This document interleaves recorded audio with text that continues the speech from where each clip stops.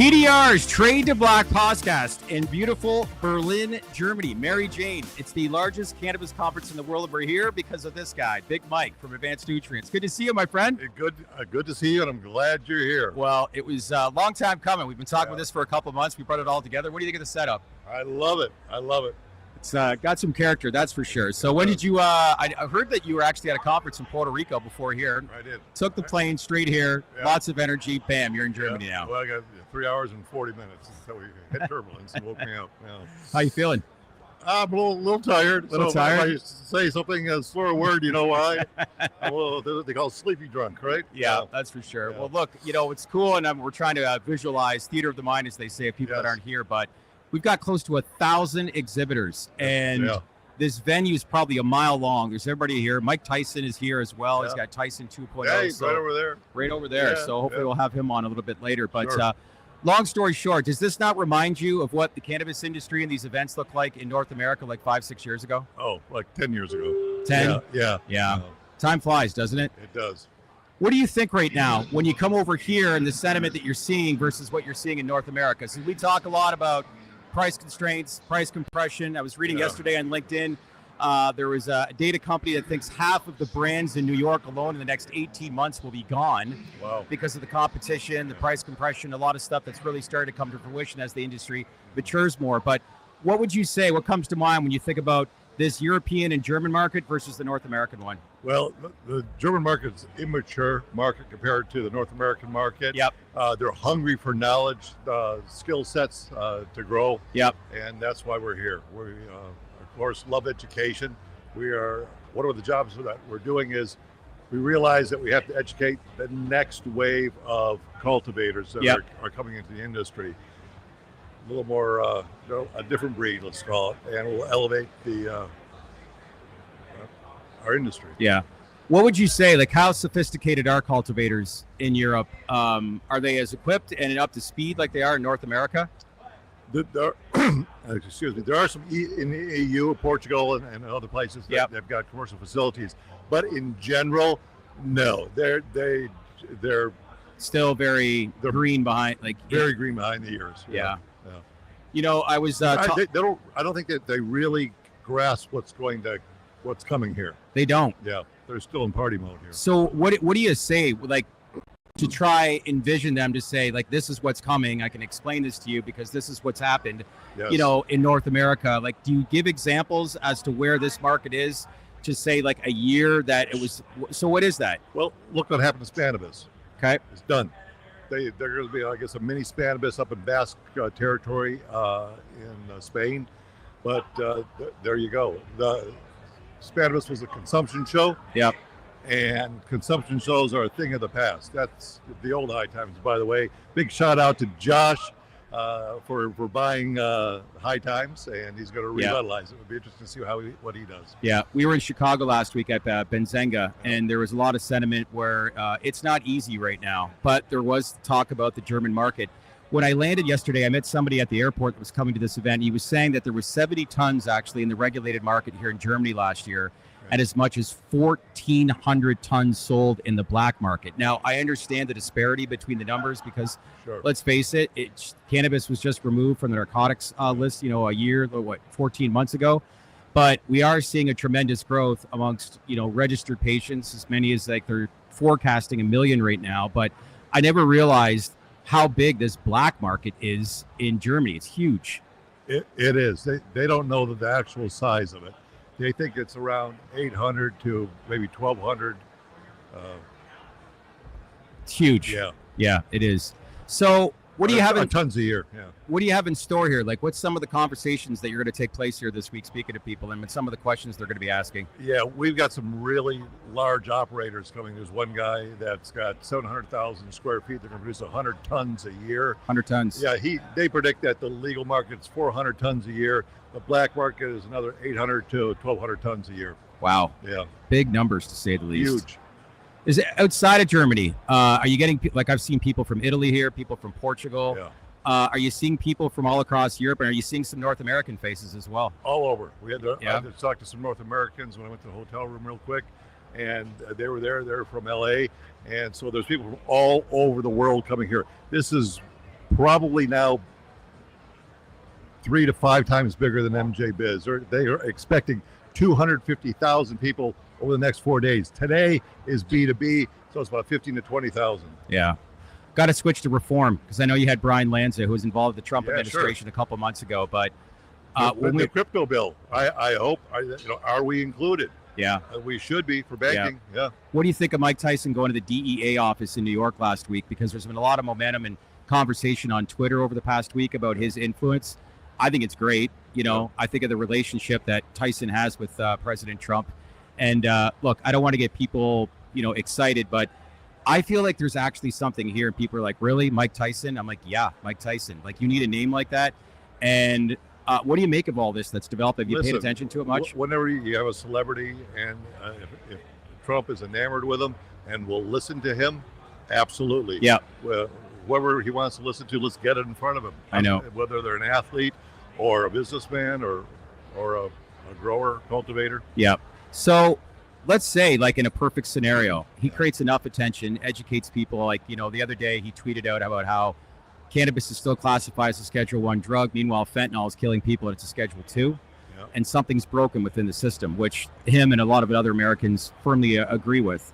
But in the event, in a perfect world, that we were to get to rescheduling, what does that do? We're here in Europe, but if we reschedule in North America, how does that advance something here in Europe?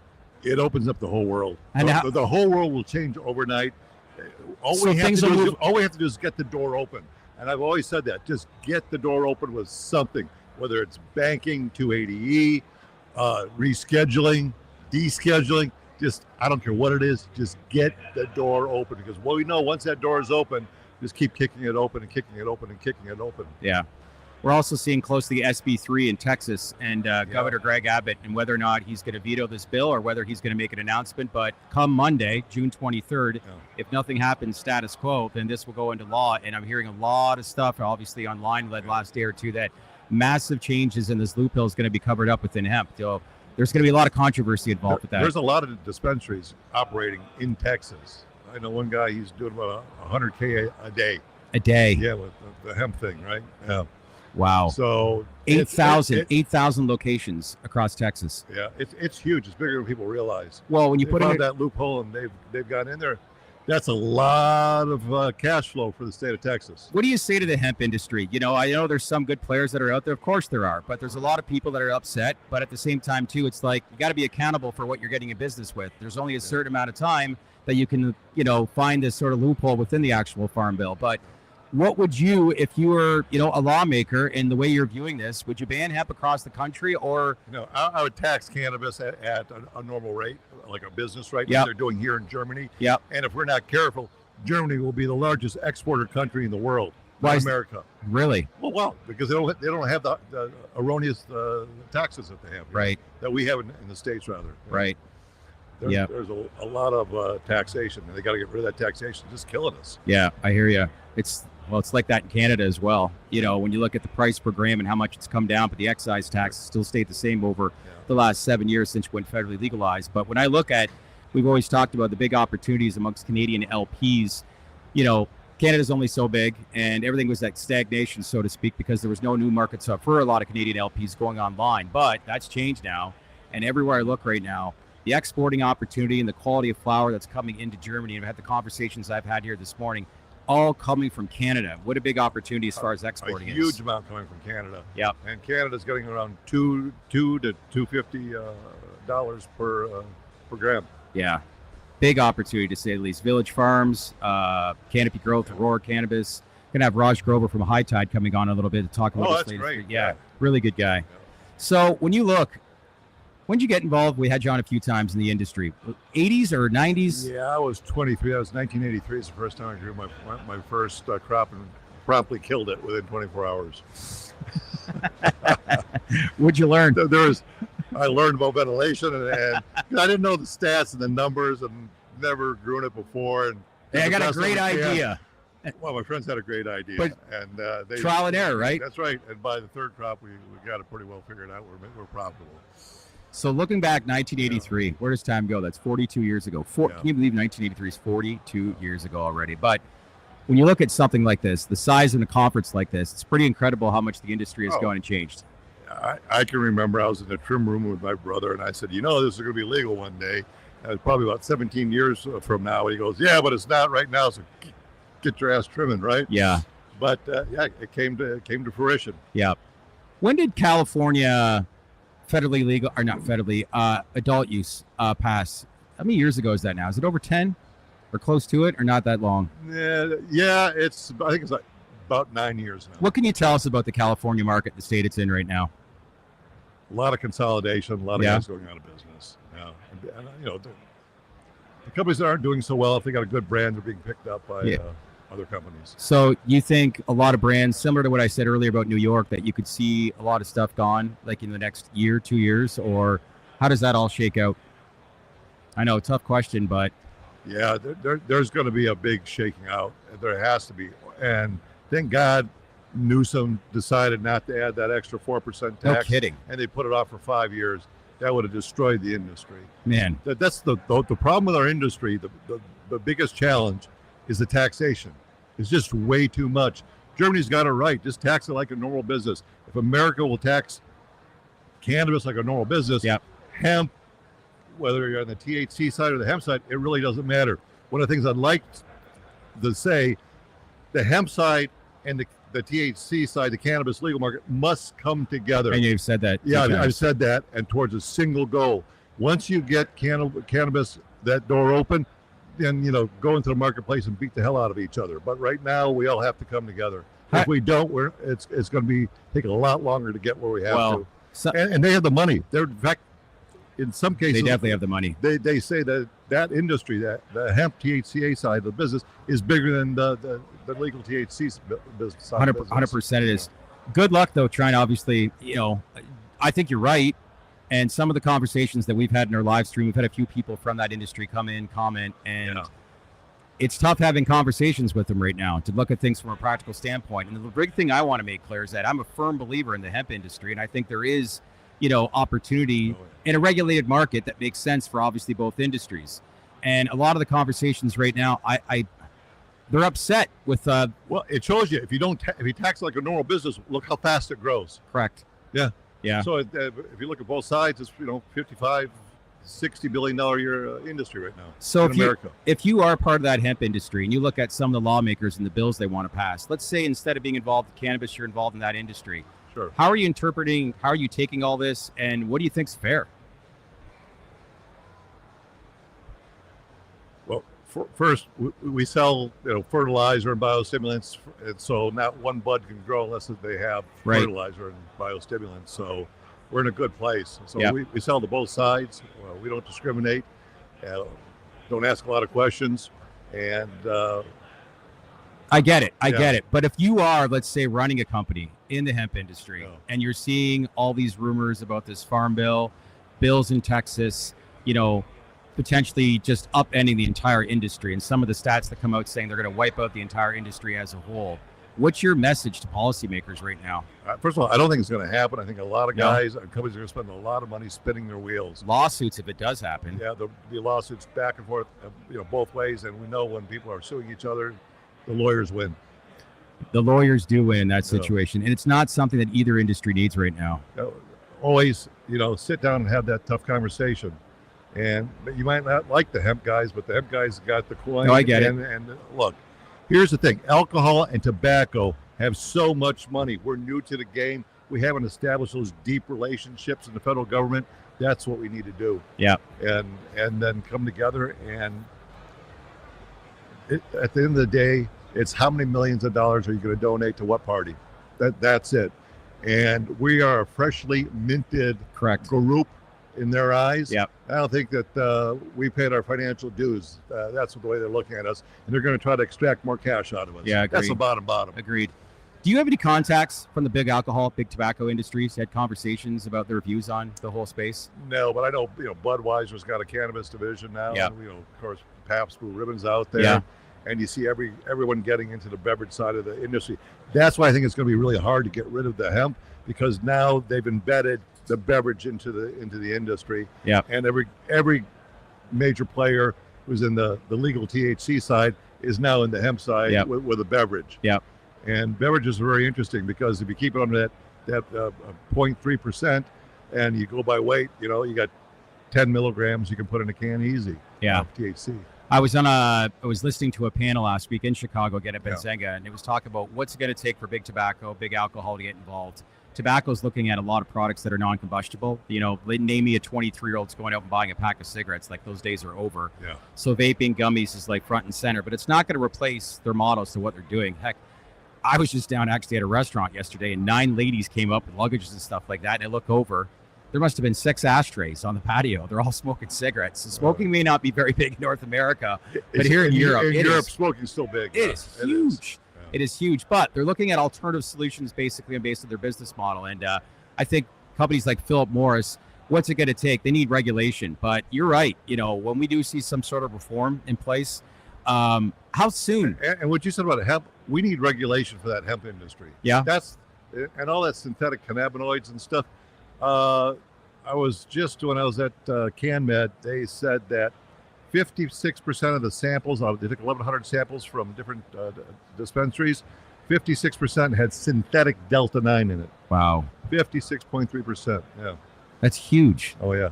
That's synthetic Delta-9, and then there's a whole other plethora of stuff. So what do you of analogs. What do you say to that? Like, what's your, something's got to change, right? Well, if we come together, we can educate people about the dangers of synthetic cannabinoids. There's some that are obviously safe and some that aren't. But education is going to be important. People don't know. They go into a smoke shop and they want to get high, and it's at a really great price point. And so they're going into the head shops, smoke shops, whatever you want to call them, and not into the dispensaries. And now you see some dispensary owners opening up hemp dispensaries. Of course. When you look at education and people that are, say, watching this podcast right now that are new to the industry but are interested in it, and you talk about education, when you approach somebody like that, what's the first thing that you explain, and then the next thing after that when it comes to understanding what is going on and what we need to do? Like, what is that? Well, for education, look, there's a huge gap with the cultivators. There's a lot of guys that came out of the traditional market that had difficult personalities. And then I see the younger guys coming in who's fresh out of college who want a career path.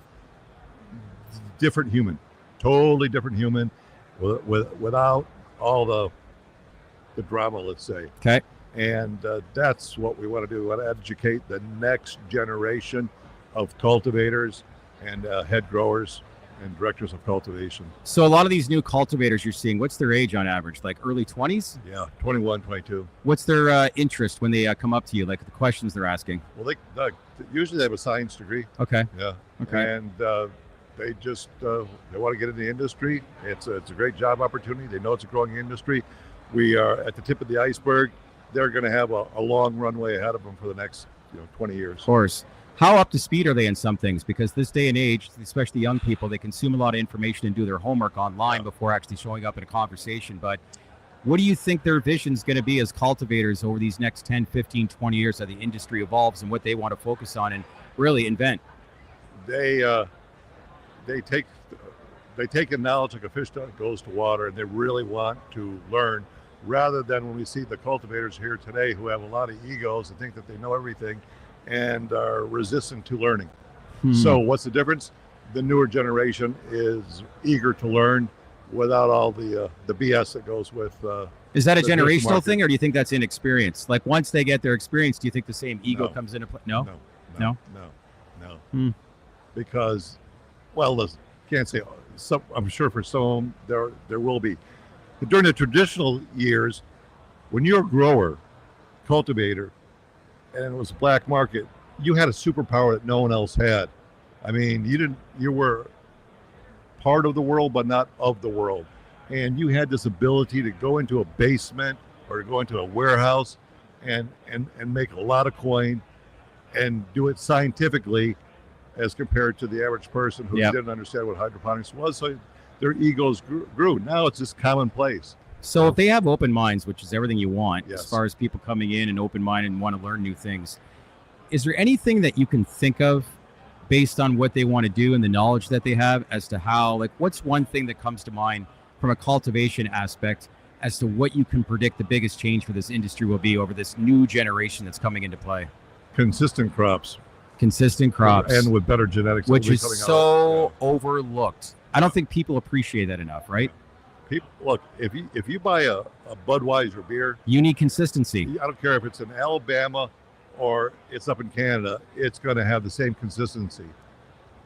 That's what people are looking for. And so those brands are going to have to replicate those, and it's hard, right? The cannabinoid and terpene profiles over and over again. And to do that, you got to really control the environment. You got to know your parameters, and you got to be able to have the SOPs and lock it down and do it exactly the same way. There's going to come a time where you're going to take a thumb drive, and it's going to be for whatever strain it's going to be. You're going to plug it in, and it's going to run your system for you. I see it. I absolutely see it. I have a brother-in-law, I've said a few times in this podcast, he's in his mid-30s, but he's run a business for 6 years now and has an automation company and is working with some of the largest greenhouse farmers in North America. And when I look at the future and the design that he's had, like, there's people that aren't even allowed in mile-long facilities when it comes to trimming because they obviously don't want some sort of virus, or what's the proper term, involved in some of these plants and crops. Everything's automated and brought into a trimming zone. Yeah, I heard that Trueleaf has an amazing facility. They do. I would love to see that. Yeah. But anyway, that's the future. And I could see lasers doing the pruning of the leaves. Think about that. Oh, yeah, absolutely. And what about Atlas? Well, that humanoid thing for $25,000. Get that going in and identifying the leaves that need to be thinned out and trimming and all that. I did a video piece about a week and a half ago, but Goldman Sachs came out and they think within the next 10 years, as many as 300 million white-collar jobs will be replaced because of AI in the next 10. Isn't that wild? It is wild. So it's like there is innovation involved, but at the same time, too, it's like how many jobs will that create within that industry? But that's a whole other conversation. I think there'll be a whole new set of jobs that we're not even seeing or realizing. I believe that. Now. Look, when you talk about there was the Industrial Revolution. Well, okay. When the Model T came out, they thought, okay, this is going to be the end of horses and all that stuff, and no, there's still horses and people still riding and all. Isn't it funny? Where back in the 1930s, if you had a car, you were rich, and poor if you had a horse. And here we are 100 years later, you're rich if you have a horse. And then the Industrial Revolution came and they said, oh, this is going to change everything. Then the internet came, and then again you heard about all the jobs that are going to be replaced. And this is just a new technology, and it's going to open up a whole new field of endeavors and people working that we're not even imagining right now. Yeah. What gets you going at this stage of your career and really this stage of the industry? Because you're not, you look at things from an optimistic and opportunity standpoint. And that's what keeps a lot of people young and keeps them passionate about what they do. And I see it everywhere I go around and I see people walking around. Your presence is obviously, what are you, 6'6", 6'7"? 6'7". 6'7". Well, I'm actually 6'6.5" because of age and gravity. But what were you? What was your peak at one time? I was 6'7", and I'm 6'6.5" now. Yeah. But when I see that, it's more than just that. It's just your attitude towards it all and the ability to want to learn more and more and more. But what keeps you going right now? Resiliency and the love for the plant. Good stuff. Yeah. Well, love for you, man, for putting this together here today. Appreciate you checking in. Love you for being here. Yeah. And you got your work cut out for you. But there's a lot of great interviews that you're going to be able to bring in here. A lot of guests. It's going to be a great weekend here, but a lot of work to be done. But at the same time, too, just educating people. I want to obviously get you off the top of the list because you're the guy that put this all together. Trade to Black, everybody, is actually sponsored here today by Advanced Nutrients. The honestly, connections, if you want to obviously help grow your plant at a more efficient price, quality, best way to contact you is how? Just sales@advancednutrients.com. Okay. Yeah. All right, sir. Well, listen, we might have you back on for a panel discussion later on, but in the meantime, I'll get you back to your clients. Yep. And thanks for coming on to our first podcast here today. It was great being here, Chad. Thanks, Mike. Appreciate it. All right. We got Jürgen Bickel from Storz Bickel coming up in about an hour or so. And after that, we have Raj Grover on. Deepak Anand, who's got a rich history in the Canadian and European market. He's going to be a correspondent with us here today. He's actually just flying in. He'll be joining us a little bit later on. And Paul Ferraro, thank you again, sir, from Village Farms. We're going to talk about their, business model in the Netherlands. And sorry, a little bit of adjustments here. There, why don't we focus on that camera there? That one looks good. Hi, everybody. What's going on? Good to see you. Hope everybody's got their coffee back at home right now. We're going in here early today, but a lot of content here all day long. So I appreciate you guys all logging on. Let's keep this conversation going. Leave some comments below. Any questions that you want me to ask, any guests here today. I'm trying to get Mike Tyson on. There's a bunch of booths that they have on this floor right now, but I definitely know he's speaking tomorrow. So hopefully he's lingering around here today. But if I can say anything right now, there's as many as 1,000 exhibitors. You know, if you go to MJ Biz, this is probably 3 times the size. And there are countries from all over the world here. A lot of presence in Canada, a lot of presence in the US as well. Italy, Portugal, Germany, obviously, the UK, you name it. And they're all here, and they're anticipating about 200,000. So why does this mean, like, why does this matter to all of you that are watching this right now? It gives global expansion opportunities for Canadian LPs. When we talked about that, we've highlighted that a few times. And this is where a lot of partnerships and relationships are going to basically form, is at conferences like this, and create more exporting opportunities for a lot of the North American players. So that's why it's important for you to understand the upside potential, because that's just going to translate into opportunity for the North American people. So again, any comments, any guests, we'll work on that. But any comments that you want to know about, or any questions that you have that you want to learn about the German and European market, let us know. Leave some comments below. We're streaming all live. So be right back. As I said, Jürgen Bickel will be our next podcast, and we'll talk about international expansion. Perhaps, without a doubt, the #1 vaporizer in the world. I think they have a market share, global market share, of close to 22%. So they are the #1 vaporizer. I mean, you're seeing this price compression, a lot of cheap vaporizers going online. Premium is front and center for them, and it continues to be, and they're selling. So why does that work, and how does that work? We'll find out as we bring in Jürgen a little bit. We'll be right back here on the Trade to Black podcast. I'm your host, Shad Dales, presented by Advanced Nutrients here at Mary Jane 2025 here in Berlin, Germany. Be right back, everyone.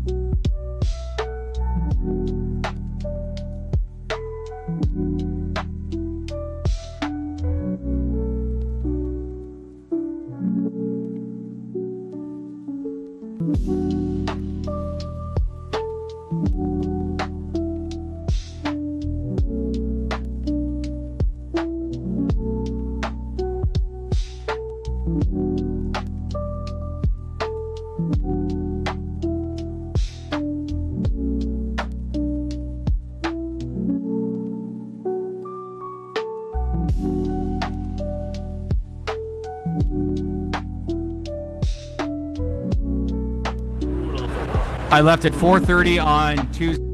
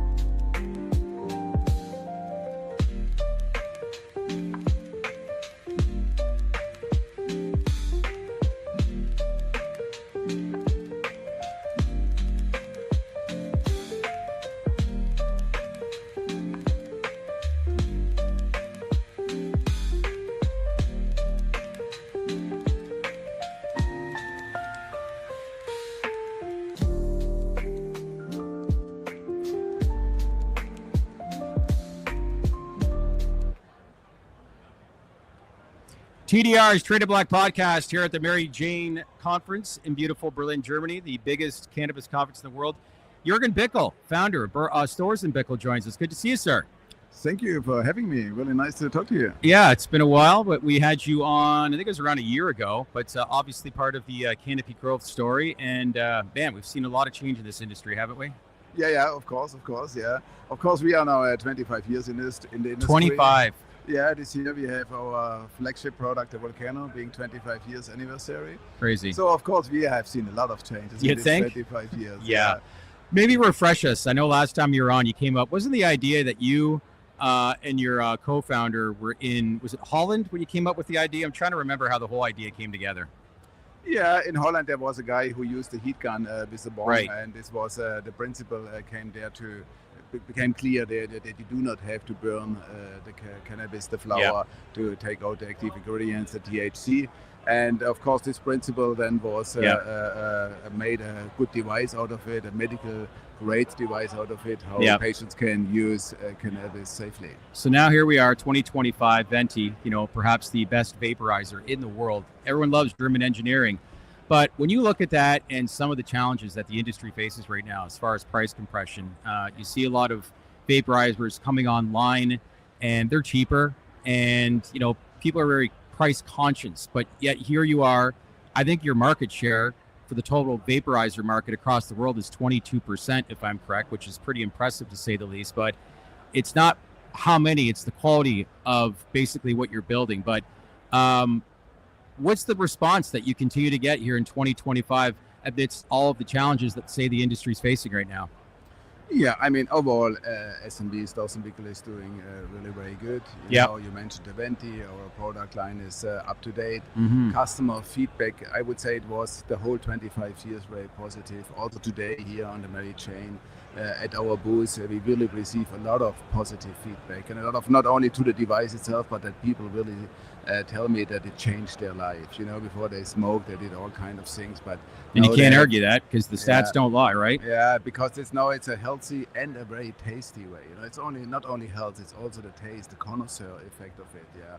And of course, competition. Of course, we have tons of competitions. Yeah, a lot of Chinese companies. I know. And of course, they are all cheaper than we are. So, of course, what's happening? Many people first buy a cheap product, and I always say if they later on they buy an SMB product. So the SMB product is not their first product they buy, but it's the last product they buy because then they found their solution and then they are happy with it, and then they become fans and waiting for something new. That's great. It's not how you start, but how you finish, right? Yeah, exactly. That's awesome. Well, one of the things is that you've built basically manufactured a compliant vaporizer.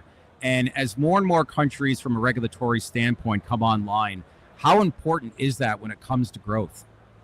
Yeah, it's extremely important. To be a medical device manufacturer, it's not an easy thing. I bet. And it is something to have a quality management system, and you are audited, and a lot of things you have to do. So it's really something. But always, if you manage compliance well, it's a strategic advantage against your competitor. I would think. And so this is how we are seeing it. And of course, a compliance quality management system also makes you better at the end of the day. You have everything under control, traceability, things like that, And we have now, as of today, I would say we have compliance by design. Yep. That's like the first step and the first thing thinking about the Venti. I bet. The first thing you need, what are the regulatory little promo environment? right here. What do you think of that? It's what is it? What you have to compliant with, and every step you assure compliance, and then you have a compliant product. And of course, yes, more and more countries are opting to they want to have something certified and not something, let's say, Wild West produced somewhere in China without any regulations. At the end of the day, if you look, if it is a patient or a recreational user, what he is doing, he's using an aerosol into his lungs, right, and puts the active ingredients in his body. So inhalation, by definition, is a medical application form, and so it is very important to be compliant, and this is our advantage. And this is also the future for SMB, will be compliant product and leading the sector in this way. We had Luc Mongeau, CEO of Canopy, on, what was it, 2 weeks ago, and some of the notable highlights again from their earnings is sales from Storz Bickel that continue to trend in the right direction. You were on a panel before this that talked about international expansion. What were some of the highlights or topics that you discussed based off of that? Yeah, in regards to SMB, if you look to expansion, last year we sold devices to 120 countries. So we are pretty available on the globe. It also shows you how global cannabis is as a plant. It's available everywhere, independent from the legal status. Yeah, and of course we are feeling very comfortable in this position, and also there comes compliance into the game, and to see you need to be really able. What is the compliance in Australia? What is in Canada? What is in the US? Where you can do what? Where you can advertise what? So it is really extremely important to know your international environment, and to be present in this international environment. Then you can play with it, and then you have partners everywhere, and then you can become really a global brand like SMB is. Yeah. When you talked about compliance and you're speaking to different countries, what would you say is the 1 to 2 most important questions that they ask right off the top? Oh, in regards to device, they want to have a medical device approval or some sort of. If you don't go to medical device approval, you can go to a UL 8139 approval. It's a special technical norm for vaporizers, and you can follow that norm. This is for medical devices are the 2 most important things for us. Of course, if it comes to flowers, they are also GMP and things like that, But for us, it is the medical device. In Europe, there's a new medical device regulation. It was a little bit hard work the last 3 years to take this hurdle also. Yeah. But this is our most important things. And then you have also advantages like in Australia. Everything else is not allowed. You are like sales tax exempt, and you can have access to markets where you don't have access with a recreational product. Yeah. Well, as I said before, Luc Maggio, he was on recently, and he talked about a lot of change and basically the execution strategy being a lot more in line with the various markets, not only in North America, but Europe as well. Maybe talk us through about that vision, as Luc being the CEO, and some of the changes that you've seen within the company since he's been appointed as CEO. Yeah, of course, it's a very good cooperation with Luc. I'm happy to have him as a CEO. We have a very good working relationship. SMB obviously is a little bit independent because medical devices and flowers are a little bit different, but of course we are sharing the expertise, the international expertise in the markets, and Canopy wants to be present on a high quality side, on the medical side. Yeah, this is where we see the future. Of course, he had to do a few adjustments in Canada and North America, where things are a little bit more complicated. Yeah, also recently a little bit becomes a little bit consumer demand is not at the highest point right now in the US, for example. I'm very positive about the changes he has started, but of course there's still a way to go. It will become really also on the flower side an international brand. But the starting was really very positive, and also SMB. We are looking forward to a product launch towards autumn, end of the year, and we will keep writing the story of SMB for the future. Yeah, well said. We look at Germany, where this conference is being held. They rolled out Pillar 1 in Germany, and that's now live. Pillar 2, that's opening up in select cities. Based off of that sort of, apologies for that, but based off of that rollout, are you seeing increased demand here in Germany based on your brand? Yeah. Of course, especially last year we doubled the sales in Germany. Yeah, this was very positive, and we still see a high demand, and we see a normalization of cannabis. We see that people are talking about cannabis, get educated, and this is a very positive. The Pillar 1 is already a very good step for Germany, and a good example for other countries. It's not ideal. We don't have shops and things that, and people always say, we are missing things. But at the same time, I would say it's a very good law. It's not a narcotic anymore. This was the biggest step with all that.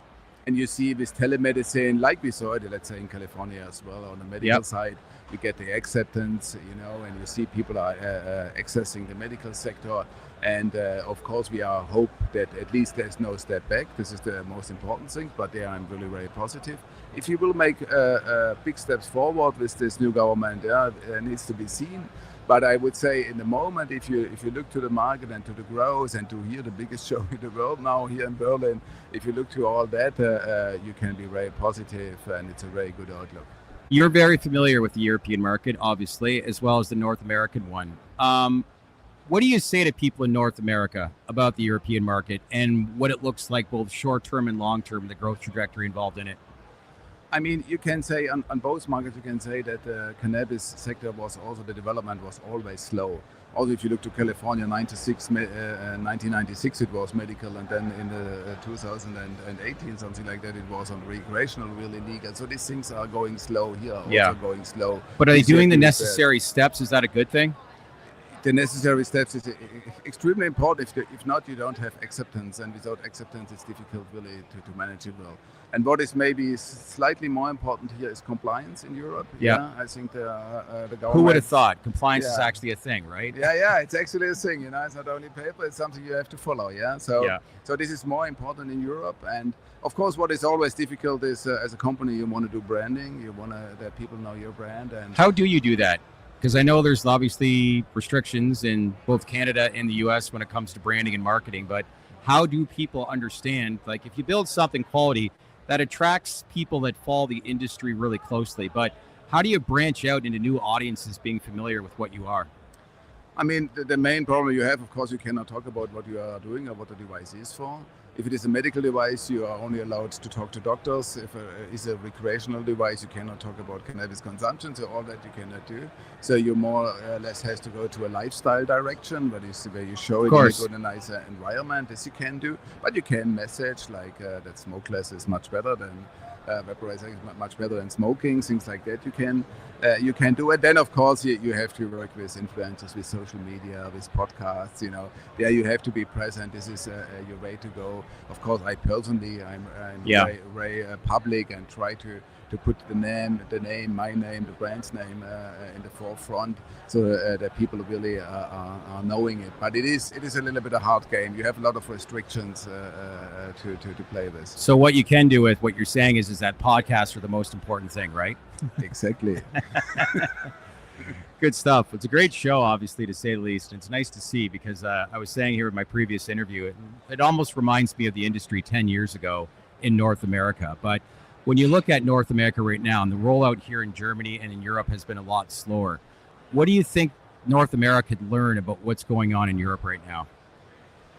Yeah, I mean, we don't want to overstretch the thing compliance, but I think this is very important. Yeah. Compliance, and I believe that one thing people always try to distinguish medical and recreational. It's always this. But I think at the end, also a recreational user does the inhalation and does it.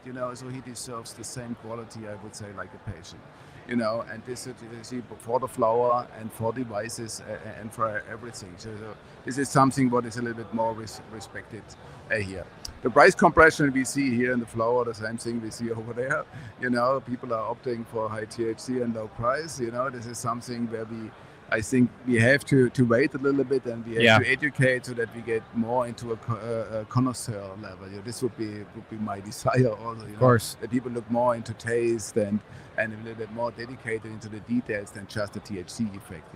Yeah. This is what I think is important next steps. But we don't see it so far. And of course, then what we have here, we don't have the application forms you have there. We don't have edibles. We don't have concentrates. All this is not available in Germany right now. But that's coming, don't you think?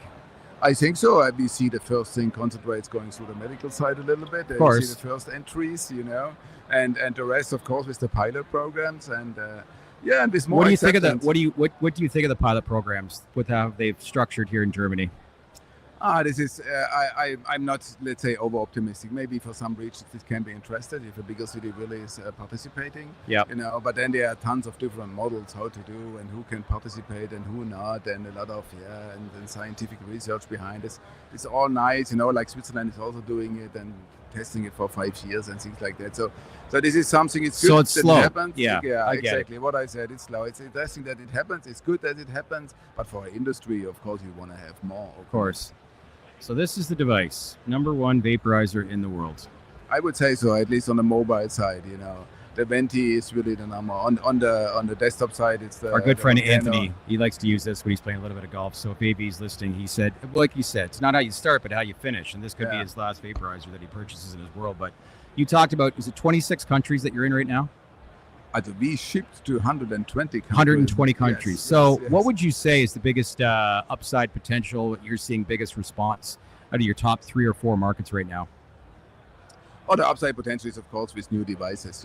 Obviously, of course, if you look to the Venti, it's really a powerhouse, but it's also has a little bit of price, and so we are going now to a little bit more affordable side, more entry level, and really to convince more people, so they don't have to go, let's say, through the learning curve, have the first cheap one, the second cheap one, until you understand, of course, this technology it's a technology, and good technology has a little bit its price, but then you have really something really good. So we see with new products and more markets coming up and be globally present as we are today, maintaining compliance, maintaining our advertisement, our social media presence, and doing what we do and to do everything on a high quality way.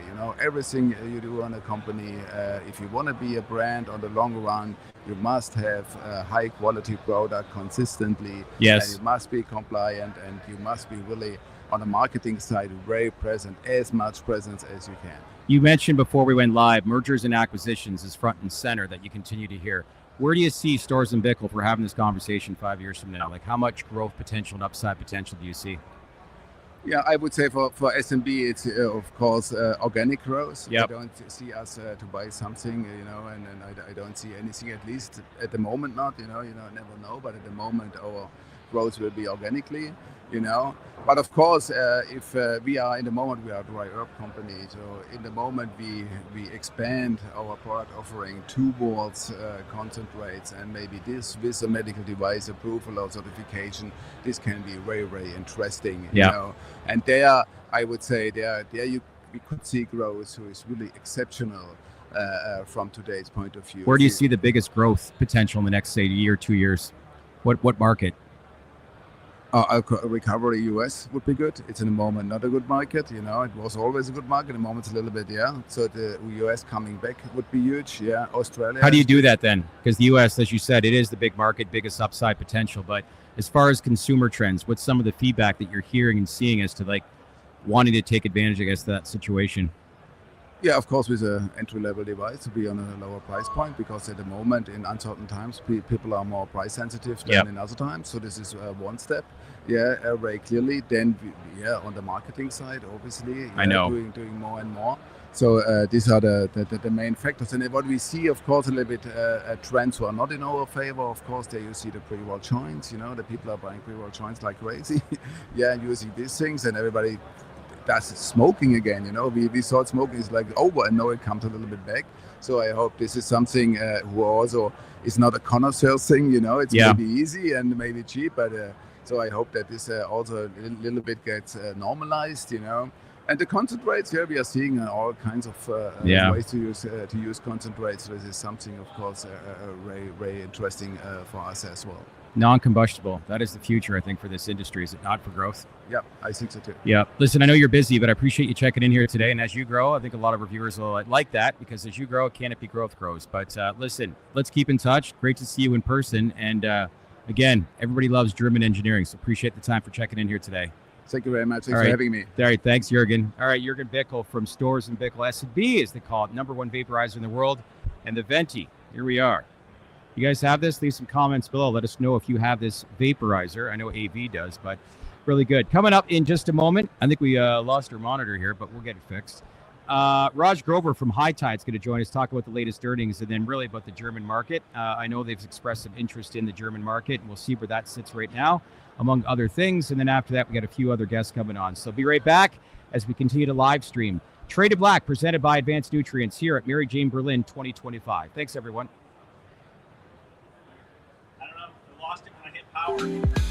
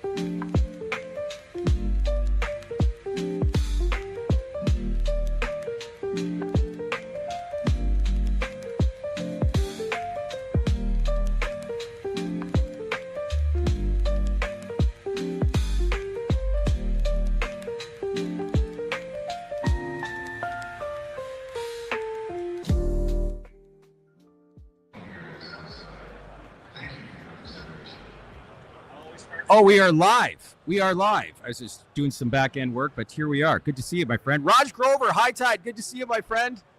Good to see a very familiar face. You're making me feel comfortable in Germany. Thank you so much, Chad, for being here. You were saying before we started going live here, nice to see some familiar faces in North America outside of me. Are you seeing a lot of faces back from home? I am. Yeah. A huge Canadian conventions here from Canada. Obviously, we are here. You're here. And then a bunch of other licensed producers that I know that are here as well. And Germany and Europe are becoming more and more material to what we're doing in cannabis. And we are welcomed here. So I'm very, very happy to be here. Well, yesterday I was out for lunch and was having lunch on this patio, and this group of 9 females came in, and I looked over. It was so unusual, but 6 ashtrays. They're all smoking cigarettes, and I'm thinking, you start to have some education when it comes to flower. It's amazing what the upside potential could be in this German market. I was going to say, can we convert the cigarettes into joints? Exactly. I think we can. There's potential here, Chad. Good stuff. How you feeling? You got in last night? Late last night, or close to 9 p.m. and I'm a little jet lagged. And when I was at the stage, Can't tell, my friend. You look sharp. Yeah, I had a double espresso just Did before you? you, because I know you're going to drill me. So I said I better be ready for this. But no, I'm a little jet lagged right now. Yeah. First day is always like that. It's- Hopefully tomorrow's better. Yeah, So I hear take it ya. easy on me, okay? I will. All right. So, first question. No, here we go. But listen, you had your earnings come out on Monday. I just want to highlight some of the numbers. But same store sales were up 6%. National average is showing around 2% as well. One thing you highlighted, 6 million Cabana Club and Elite members worldwide, but more importantly, 1.9 million of that is Canadian members, 97,000 Elite members. That's up 120% year over year. So what's happening here? The same thing is happening that's been happening for a few years now. Yeah. It's like, look, we put our customer first, we put our members first, and build our entire program around club members. Yep. We stick to our brand promise of the lowest price guaranteed at the largest selection of cannabis, premium cannabis. And we're able to offer that to our customers consistently. We also do some very savvy promotions. As you know, our annual 420 car giveaway, and this year we gave away $100,000 in cash. But more important is we consistently message our member community. We put customer first. We treat them as God. Yeah. You don't have the customers, you don't have a business. Of course. And that is how we treat our club members. And that's clearly showing up. Not only they continue to come back very repeatedly and consistently, they're now inviting their friends and family to join us. So Cabana Club is exploding. Cabana Club has grown 33% again year over year, which is music to my ears, 8% sequentially. And I know my numbers because I knew you were going to ask me this. Elite has grown 120% year over year and 20% sequentially. So when you look at this Canadian, it's nice to see the positive sentiment that's going around about Canadian companies right now and the growth. Every week I do these weekly recaps. They get great numbers. A lot of people like them. And it seems like every single week I'm highlighting about another expansion, another store opening for High Tide. You reported 200 stores in your latest earnings, and you said you want to get to 300. So how does that happen, and how does that work over what kind of timeline? Is that a realistic goal? It's absolutely a realistic goal. Look, there's a bigger number in my head, but I'm not telling you that right now because otherwise it starts becoming a little unbelievable. But look at our track record. We said we'll get to 200. In fact, our long-term target was 250. We gladly raised it to 300. We were the ones that effectively lobbied the Ontario government for the rest of the industry to open up that store cap. So Ontario alone, Chad, gives me the opportunity to add another 78 stores. We're still growing in our home province of Alberta after 6 years. So we still think we can add 30 to 40 stores in Alberta alone. And then Saskatchewan is, again, open territory. There's no cap. There's no restrictions. It's a smaller province. So, we're not riding the horse to start building in Saskatchewan aggressively. But eventually, even in Saskatchewan, I think we'll have a sizable market share. Currently, we have 12 locations. Manitoba, we have 11 locations, but a lot of room to grow in that market as well. So tons and tons of room to grow. And don't believe speculation. Look at the track record, right? Yeah. And we've really honed in on our craft, Chad, in terms of getting organic locations, the best quality locations that I can find. Our model is very, very strong. What happens when you couple it with amazing locations? You have a winning strategy. So we're focused on that. This is why very little M&A has happened, because who is some of your real estate people? Because when I have gone around, when you go to Toronto, for example, there's a dispensary almost at every single block. But I have found that some of your locations, there aren't as many. So walk us through what's this, obviously common sense is you don't want to be in an oversaturated market. Whereas Toronto, it's all about convenience, especially when you deal with the traffic. It's just voted, I think, traffic-wise, the worst city in the world. But maybe talk and highlight some of the real estate people that you have in play and why you're able to expand. And again, you look at these same-store sales, national average is 2%, you're at 6%. So how does that happen, and what's their strategy when it comes to certain locations when picking the right choice? Look, in my prepared remarks in the earnings call, I called our real estate team a fine-tuned machine, and they truly are. And it consists of, Joy, our head of legal. She's very tuned in with the larger landlords in the country. Yeah, I'm a big part of it. Every location is vetted by me. So you take part in a lot of those decisions. Absolutely. Not only take part, I evaluate every single location for all the KPIs that we have. The final decision rests with me in terms of what we're bringing, but we're a team. We have a fantastic data scientist that works very closely to us. His name is Nigel. Nigel, if you're listening, you're awesome. Joy, you as well. Olina, you too. So we're a small team, but we're delivering on real estate. And the proof is in the pudding. The fact that we executed and we survived and now we're thriving and we can produce results in free cash flow, we're also getting very good opportunities from the larger landlords in the country that are inbound into us, Shaq. So we did the hard work and now we're reaping the benefits. So what are you seeing, I guess, as far as, we talk about, and this is where it really comes to fruition, that a country, maybe they got the rollout a little bit wrong, but what's done is done. You look at Canada, federally legalized country for now, 7 years in a row now. We've matured. We've learned. I've had conversations with Margaret Brody over at Rubicon. She's been over here at Europe, and she's like, we're 10 years ahead of this market right now. And this is where the benefits of being in a country where it's federally legalized creates big opportunities for obviously importing into various countries. But when you look at, and I want to go back to this, you've lobbied the provincial government. Do you have conversations with Premier Ford? How is he viewing this space right now? And I'm hopeful with obviously this new party and Mark Carney being the prime minister that they start to look and start to empower Canadian businesses to start working better with each other, especially when you look at various provinces. Yeah, 100%. Look, we're the movers and shakers of cannabis amongst some other licensed producers in the country. So the governments are paying attention when we have something to say. And we are lobbying all levels of government. I have personally not spoken to Premier Ford, although I've done that with Premier Smith multiple times in Alberta. Okay. But, all what's her stance on it? Because she's made a lot of news lately. Listen, I stand behind Premier Smith on our business skill set. Yep. She's truly, truly open to business. So huge compliments to Premier Smith, the red tape reduction Minister Nelly. They're really making moves not only for the cannabis industry, but for all business, which is extremely refreshing to see. That has not happened in the past. Ontario is being very receptive. Manitoba is being very receptive, as you see some policy changes happening in Manitoba as well. Yep. So we think that is going to continue for the better. I might even have some very, very good news to share with the broader industry in the coming months that we've been working on for quite some time. That again, we'll just open up the industry. That involves Canada? That involves Canada. I'm talking strictly about Canada. Look, we've done the hard work. And it's not fair for cannabis companies to still go bankrupt because of government policies. Right. So that should change, and that should change immediately. But you know what? I have to say this: when the credit is due, it must be given. Canadian government, as of late, has been extremely receptive to changes in the cannabis industry. We just hope something more happens at the federal level. Okay, so you're talking about the provincial level. It's been different.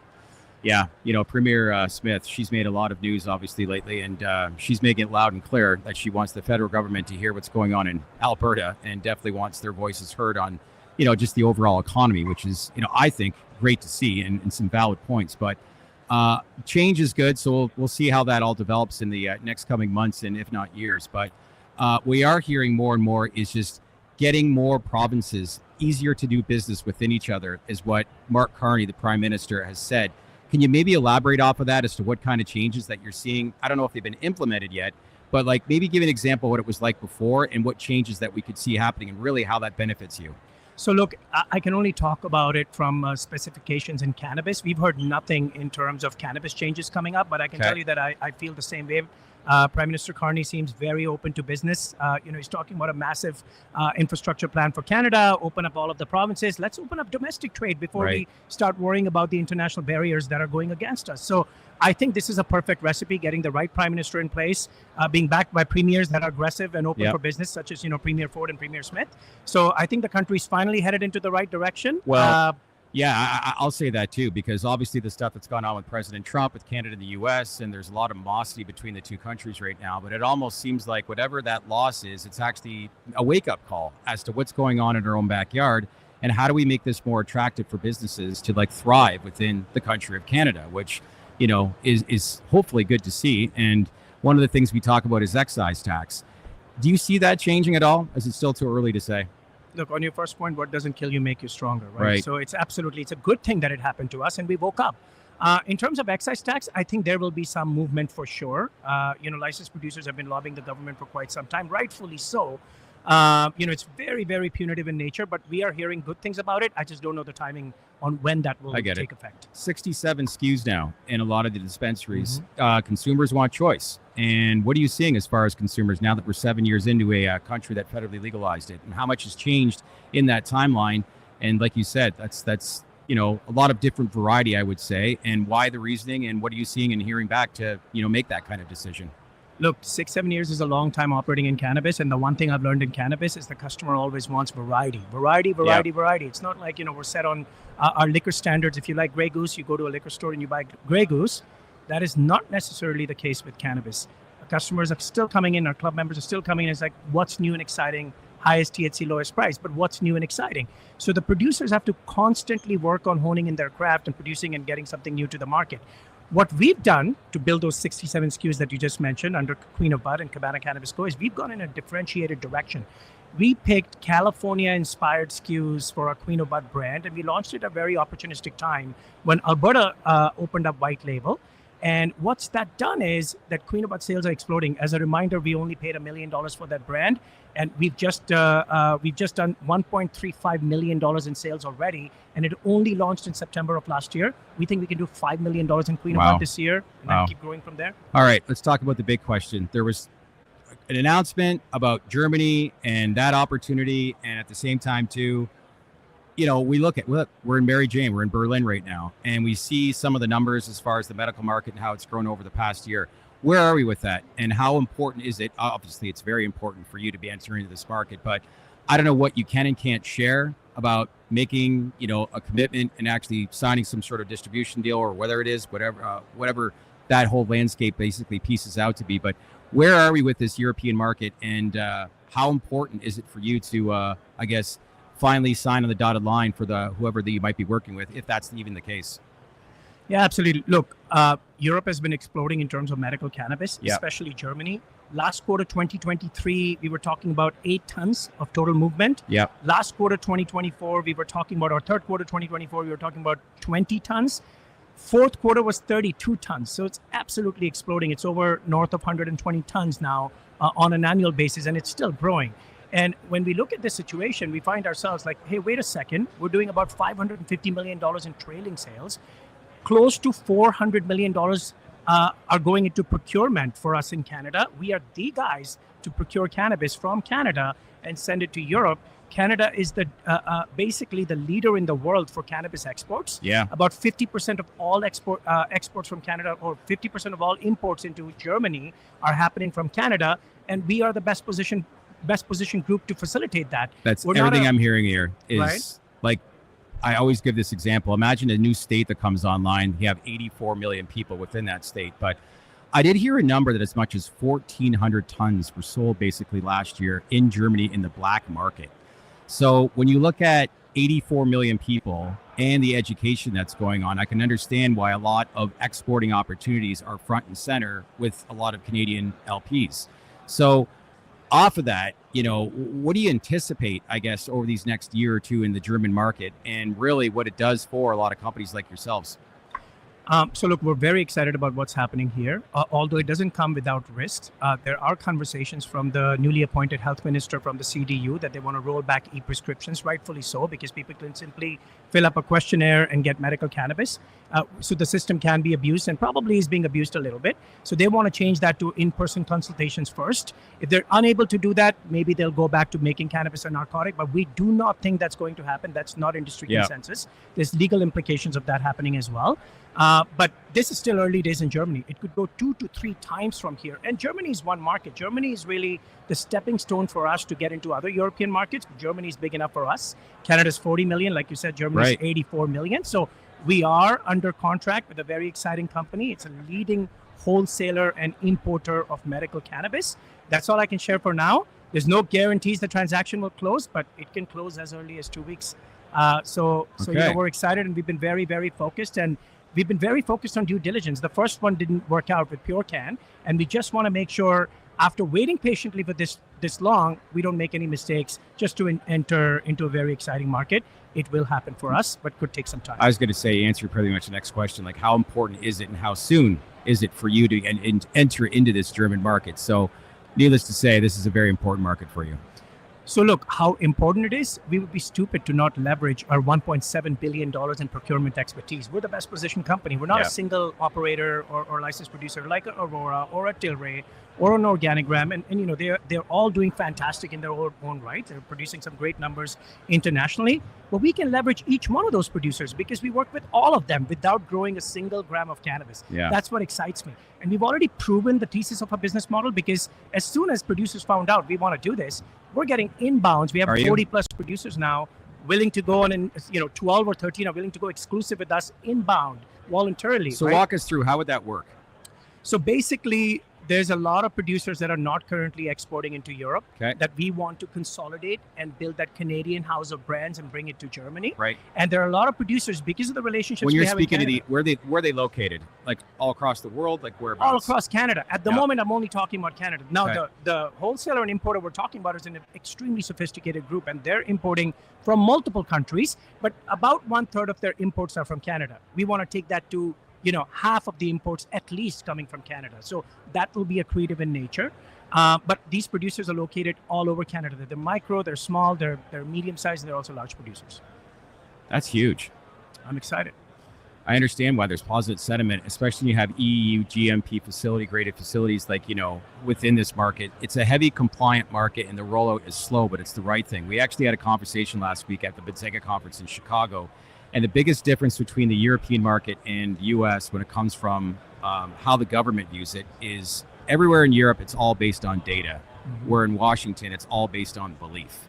And that is the challenge, obviously, at the American market. I've heard some rumors that there could be some changes in the next short term in the US. But really, if it's illegal to get kickbacks, doctors to prescribe opioid drugs here in Germany, and instead you're looking at actual hardcore data that the government then speaks with pharmacists, and they're showing the numbers early on what medical cannabis is doing. Nothing is getting in the way, which is common sense prevailing, which is a great thing with regards to this market specifically. Do you think the same applies to all these different countries in Europe as well as to how are other countries viewing Germany right now? Do you know? I think it absolutely does. I mean, Canada was the first G7 country to legalize it, at least on a recreational level. Medical cannabis has been around for decades in the 1990s, since the 1990s. And that program was totally different from the recreational program. But at least the medical market has been, well launched in Germany, and other countries are taking a note. Czech Republic, for example, also opened up their market exactly like Germany, although it's a tinier market. Yep. Poland is also relatively easing regulations on where it started. So, things are looking better and better all the time. And there are other countries definitely looking at the German model. Switzerland has gone in a different direction with the scientific pilot projects, which are also happening in Germany. So all of these countries in Europe are learning from each other, looking at what each other are doing. And this is why I feel, Shad, that the momentum is here now. I know. Because Germany is so real, the sales are real, given all the turmoil we have with trade talks. Cannabis is a nice avenue for countries to start generating some economic output. So underneath these headphones, I have another set of headphones here, and I just got an alert, and it was from Guap, and he told me to ask you about, Germany and everything. So Guap, if you're watching, hi buddy, good to see you. And Raj will say hello too, but thanks for the questions. But this is good. This is positive momentum. I like the idea that, let's face it, when it went federally legalized in Canada, Canada's only so big, and we needed new markets, kind of like what the Americans are experiencing right now, where there's not a lot of new states coming online. People were hopeful, obviously, with the Amendment 3 last November concerning Florida. That's been obviously delayed. But when you have minimal states going online, you're going to see, obviously, flat growth right now. I'll learn a little bit more when I speak to Pablo Zuanich regarding that. But I think this is what people need to understand, why the sentiment's changed in Canada. Because, yes, Canada's got the 40 million people, but it's the exporting opportunities when you see a market this size, which is great to see. And you can't lie, I wish people were here, but you've got 1,000 exhibitors and would it take you about 3 or 4 days to find where we were located on this floor here today? Yeah, no, first of all, hey, Guap, thanks for tuning in. Yeah. Hope you're doing well. It's a very exciting time for us. Questions. Yeah, go on. It's a very exciting time for us. Shad, think about this. We have Canada to be content with, and we're doing $550 million in trailing revenue. It's a state of California. It's that size, right? Right. And then you look at, we can still grow another 100 stores minimum in Canada. That's another quarter billion dollars or so coming up for our top line. And now Europe is opening up. So if we can, tap into these opportunities, Canada is sort of, growing at the pace that we wanted to grow while still generating free cash flow. If we can open Europe, it's going to be massive for HITI. What do you think happens if they get rescheduling announced in the U.S. and how that'll affect the European market? Well, change. Like I know it's two completely separate topics, but is it? Like, do you think that kind of influence with an announcement like that will have any kind of reaction? Of course, there'll be a reaction, but what kind of response as far as fast tracking in any way, or do you think that changes really anything? I think it'll be very positive response, but for us, the key exchanges would have to move. So NASDAQ would have to move. Yeah. Toronto Stock Exchange would have to move on their policies for us to start operating dispensaries in the United States. But I'll wait my turn. I've got my hands full. We got to build another 100 stores in Canada. We've got Germany opening up. We're under contract with a revolutionary distributor and importer. So, right now we're focused on what we need to do. When the U.S. opportunity is there, we are ready. That's probably what, the best opportunity is going to look like. But we're patiently waiting for that because we've got a lot on our plate. What market interests you the most right now in Canada? In Canada, it will still be Saskatchewan, Manitoba, in Ontario. Those are the key three. I would say Ontario being the biggest, right? 15 million people. We're at 82 stores. I can still add 68 stores in Ontario alone. Our average store in Ontario is doing $3.2 million when the peer revenue is only $1.1 million. So you see the difference there? So more in the GTA, Greater Toronto area, or are we looking to expand even further? I see a couple places in and around London, and for those trying to understand, so you have Detroit and you have Toronto, and it's basically a 4-hour drive. But along southwestern Ontario and along that whole American border up to Montreal, you've got perhaps 90% of Ontario's population, which is close to 15 million people. And really, I've had conversations with Premier Ford, and he is pro-business. When Kathleen Wynne was the premier, they wanted to have it government controlled, kind of like what the liquor stores are within the actual province of Ontario. For some time, there wasn't enough dispensaries. I think at one time there was only like 30 across the entire province. So he opened up the doors, maybe a little bit too much, but there's a lot of operators that didn't really understand what they were doing. So that now creates opportunity for you. So with that, what are some areas that you could explain as to why it would make sense for you in Ontario? So look, Ontario has a ton of growth that remains for the Canna Cabana brand. Initially, we were focused on the ancillary markets or the smaller markets, because once a strong brand like Canna Cabana goes in, it's very hard because the market's small already, for other operators to come and compete with us. But now we're finding that the other strategy is working even better for us because our brand is so strong now. Shad, Canna Cabana is so well known with 200 stores and such a massive membership community at 1.9 million club members. Yeah. We're feeling that we can put up a store in the GTA on the main and it doesn't matter if 7 stores are around us. Guess what? Things still start gravitating towards Canna Cabana. So that's a highly successful, it's paying off dividends. It's a really successful move for us. So we're actually looking for more locations in the GTA. I'm opening 3 more in Scarborough. Seriously? Yeah. Which is a demographic that I know who lives in that area that obviously would be a big opportunity upside for cannabis. I watched an interview one time where Kevin O'Leary said his son approached him about Tesla and investing stock into it. He's like, I'm not interested in investing into an automotive company. He's like, it's not an automotive company. It's a data company. And when you talk about some of the growth that you've had, with your database and your elite members, maybe elaborate a little bit more and explain a little bit more as to like how that helps you basically select specific areas and really converts into sales for you. So look, elite members are just a product of what we did with Cabana Club. We launched the Cabana Club, which was our free tier. We've always said we're going to convert it into a paid tier. 2 years ago, we launched Elite. It's been extremely successful. Like I said, 120% growth rates year over year, 20% sequential growth.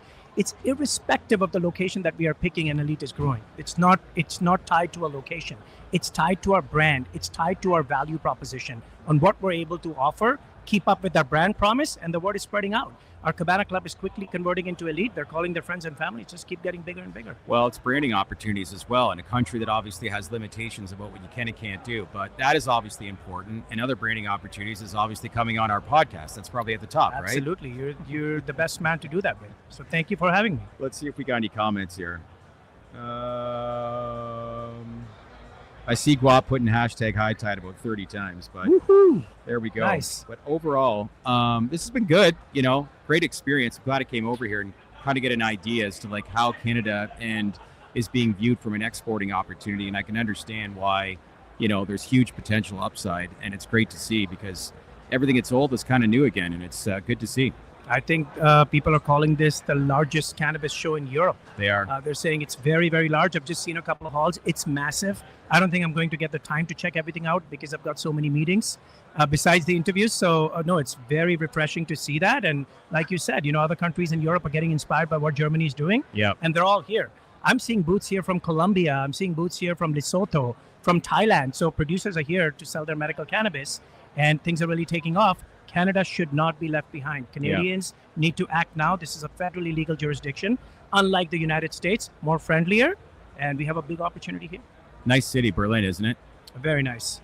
Really awesome. Cool and casual. I know, 4 million people, but a lot of culture here, that's for sure. I got a chance to see the Berlin Wall yesterday. That was pretty incredible to see. Nice. I got to do some hanging out in Berlin. Yeah, you know what? I was like, you know what? If I'm going to come this far, I might as well hang out for a day or two just to see, like, I know the city other than just being in an exhibition booth. But it's great to see. Stick around. We're trying to get Mike Tyson on here today as well. So Oh, that's awesome. I know. A lot of big name people. All this later. I know.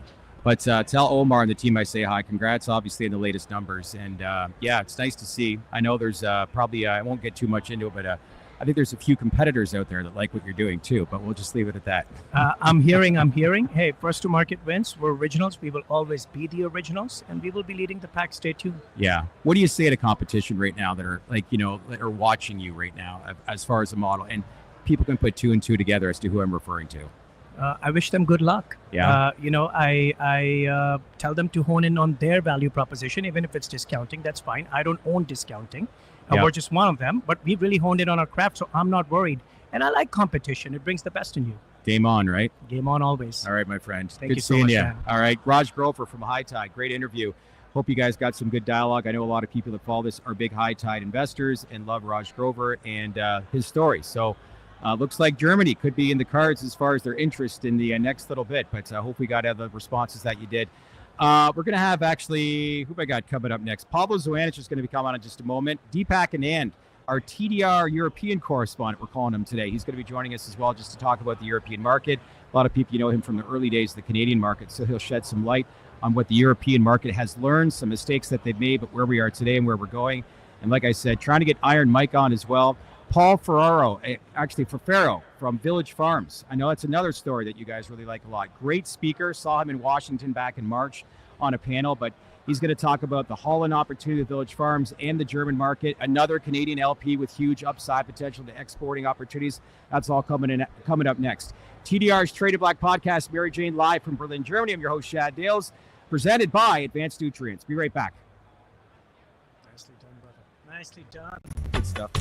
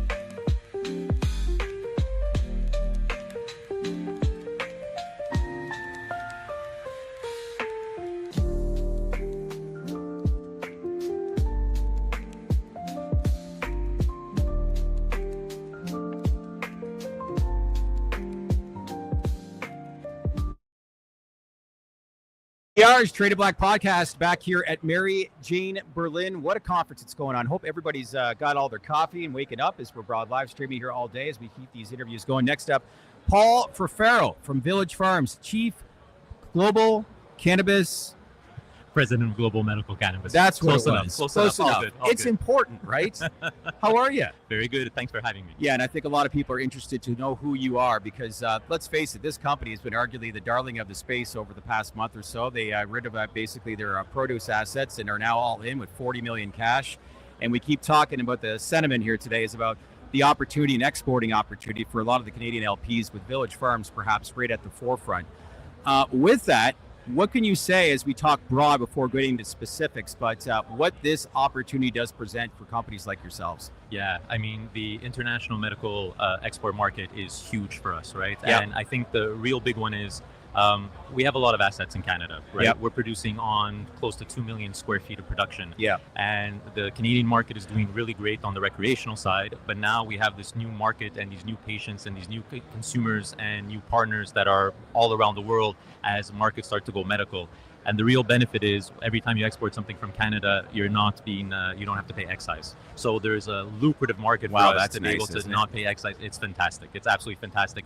Better for margin, better to reinvest in the business as well, and to be able to come up with new innovations and new products because we have that cash flow to be able to do it. It's funny, Michael's been on in the past, and I say, what do you do for a living? He's like, well, I work for the Canadian government to the end of August, and then I actually start to run Village Farms with this excise tax, which I get, but I'm hopeful with obviously the new, it's the same Liberal Party, but new people involved, and they are making it a little bit, I don't want to say easier, but it's been brought up for attention to make it easier for provinces to work with each other, and let's see how that develops. But when we look, I think we can talk a little about the German market, but there's also the Holland market and the pilot project that's underway under Leli Holland.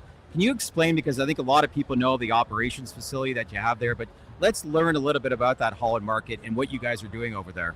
Yeah, I mean, look, in Holland, it's been de facto accepted that cannabis can be consumed, right? Not legally produced, not legally transported, but can be legally consumed for close to 50 years. There's a really well-established coffee shop market that exists over there. We're now one of the 10 licenses to be able to participate in that market. Okay. We have 2 facilities. One of them is up and running. We're constructing the other one. And it's just an amazing model to be able to see how there was this like pseudo recreational model. This was this tolerated model that's there. And the government, like in Canada, has decided to say, hey, can we actually take something that's illegal and make it much more legal? We've seen success in Canada. We've learned a lot of lessons in Canada. We're applying a lot of that to what we're trying to do operationally in Holland as well with Leli Holland. And so far, so good. Products are selling well. Consumers seem to be happy, and coffee shop owners seem to be happy. Well, would you say the people from Holland are sophisticated, knowing it's been 50 years to consume it? It's a very unique situation, knowing it's been pretty much legal to consume it, but from a business aspect, it's a totally different game. So how receptive and how much do you see, I guess, the country moving on how they look at this and view this, knowing that there is some, track record behind all of it? Yeah, I mean, I haven't spent a lot of time in Holland, but I have visited a couple of coffee shops as part of the pilot. Okay. These are amazing, resilient people who had to go through many different evolutions over time to be able to protect and to be able to maintain their family operations. And this is another one that they're going through right now. The response has been great.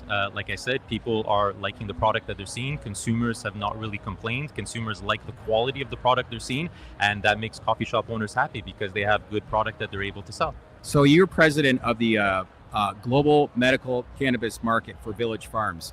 When you talk about partnerships and like working with specific people, what's the approach? And I guess, are you not outsourcing, but going after and being proactive? Are you fielding a lot of calls that people want to learn more and more and more? Yeah. I think the key to success is proximity, right? We do some things really, really well. We can learn from others. But more importantly, there are people in local markets, whether it's Germany, whether it's Australia, whether it's the UK, who are experts of their market, right? So we want to be able to work with these people. We want to be able to partner with them. And really what we're trying to do is a tailored approach to every single market that we go into. Why? because the regulatory framework is different. I mean, I can speak a lot about, AMRAD V files and irradiation certificates and phytosanitary certifications. Every market we ship to is a little bit different. So we have to be very nimble, and we have to have a good level of understanding. And we have those people at Village Farms to be able to help us understand how to get into these markets. But then when it comes to distribution, when it comes to patient access, when it comes to pharmacy relationships, this is where we partner with different distributors, right? Because each market is unique from a regulatory landscape, from a retail landscape, and more importantly, consumer demands are different, right? The consumers want different things in different markets, and we have to be nimble enough to be able to get that through the quality process and the growing process in Canada, all the way to the end patient in international markets. Well, I'd be curious to see how, what the consumer trends are showing in Holland. Like if people are educated with the overall industry. Look, Amsterdam is a big tourist, market to say the least, but outside of that touristy area, have you learned at all about how smart and well up to speed, I guess, the people from that country really are pertaining to it? Yeah, I mean, whether you're talking about the Netherlands or you're talking about Germany or you're talking about Canada, people are exceptionally educated on the product, okay? Why? Social media exists, right? I mean, podcasts exist because people can go online and spend a lot of hours going through different pieces of information. Some of it's good, some of it's not good, right? And then people really have to try the product themselves to be able to really have that final experience to be able to make their informed choices. Right. But people are very, very intelligent when it comes to marijuana. What do you think as far as, I don't know if you can give specific numbers, but the exporting opportunity for Village Farms within the European market? Like, what are you seeing? I mean, look, we're doing really well this year, and we got some numbers that are going to be coming out. Our CEO has gone on the record to say we're going to try and triple our sales this year. So far, so good. What do we want to be able to do is we want to be able to recreate what we've done in Canada everywhere around the world. If we could be the world's largest supplier of flower as kind of a step one, as we're building out our global brands, as we're trying to build out our global presence, I mean, that's the real opportunity for us, right? And as I said before, everything we ship out of Canada is slightly more lucrative than anything we sell in Canada, so there is a positive ROI for us. Does your CEO know much about greenhouse cultivation? You know what? Last time I spoke to him, he does have a little bit of experience, something like a little bit over 3 decades worth, yes. It's pretty impressive. When we were in Delta, BC last year, after we were done filming at the facility, went across the street to his produce facility as well. I cannot believe the size of some of these farms that he has. It is absolutely massive, and if you ever have the opportunity to be at some of our Texas assets as well, I mean, it is. What's the square footage of that? Is it 5? You know what? I'm making this up, but it's definitely over 5 million. It's definitely over Massive. 5 million. No, I mean, it reminded me of the first time I went to New York City, right? And I was in Manhattan, and no matter which direction I looked in, I couldn't see the end of a street. It's the same thing with our greenhouses. It doesn't matter which way you look, you can't see the end of the plants. You can't see the end of the facility. So a big announcement that the company made last month, just about how you're all in on cannabis now, 40 million cash. So a big upside potential, and really the stock's performing. I know there's been some scale back for the overall industry in the last week and a half, and that's just broader market spectrum. But whatever those prices were before, I think those prices are in the rearview mirror because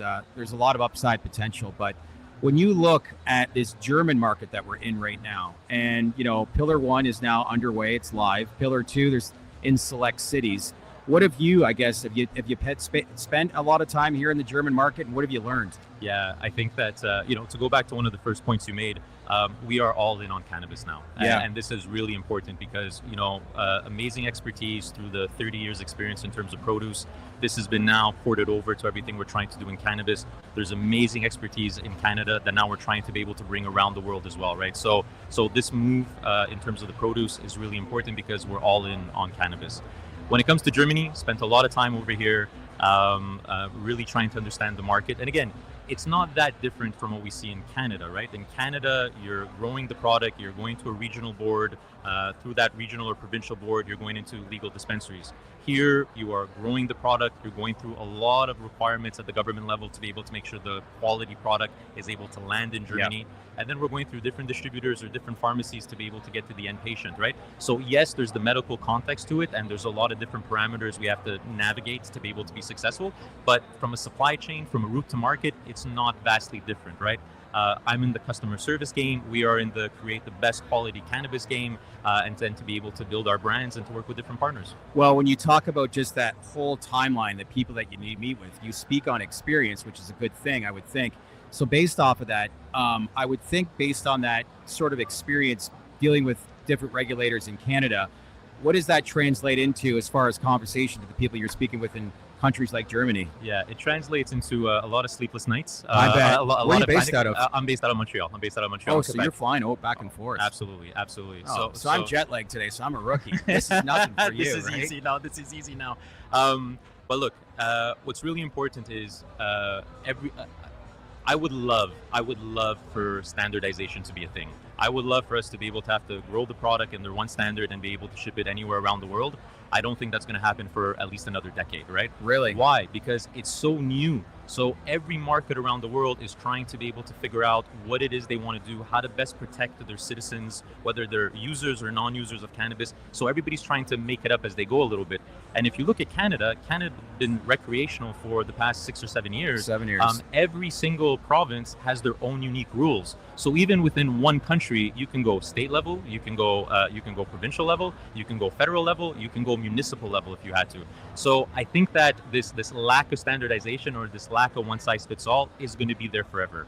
That's an opportunity for us, because as long as we know how to play, as long as we can be creative, and as long as we remind ourselves that regulators aren't putting rules against village farms, regulators are putting rules that the entire industry has to adhere by. If we're smarter, if we're more creative, if we're faster, we win.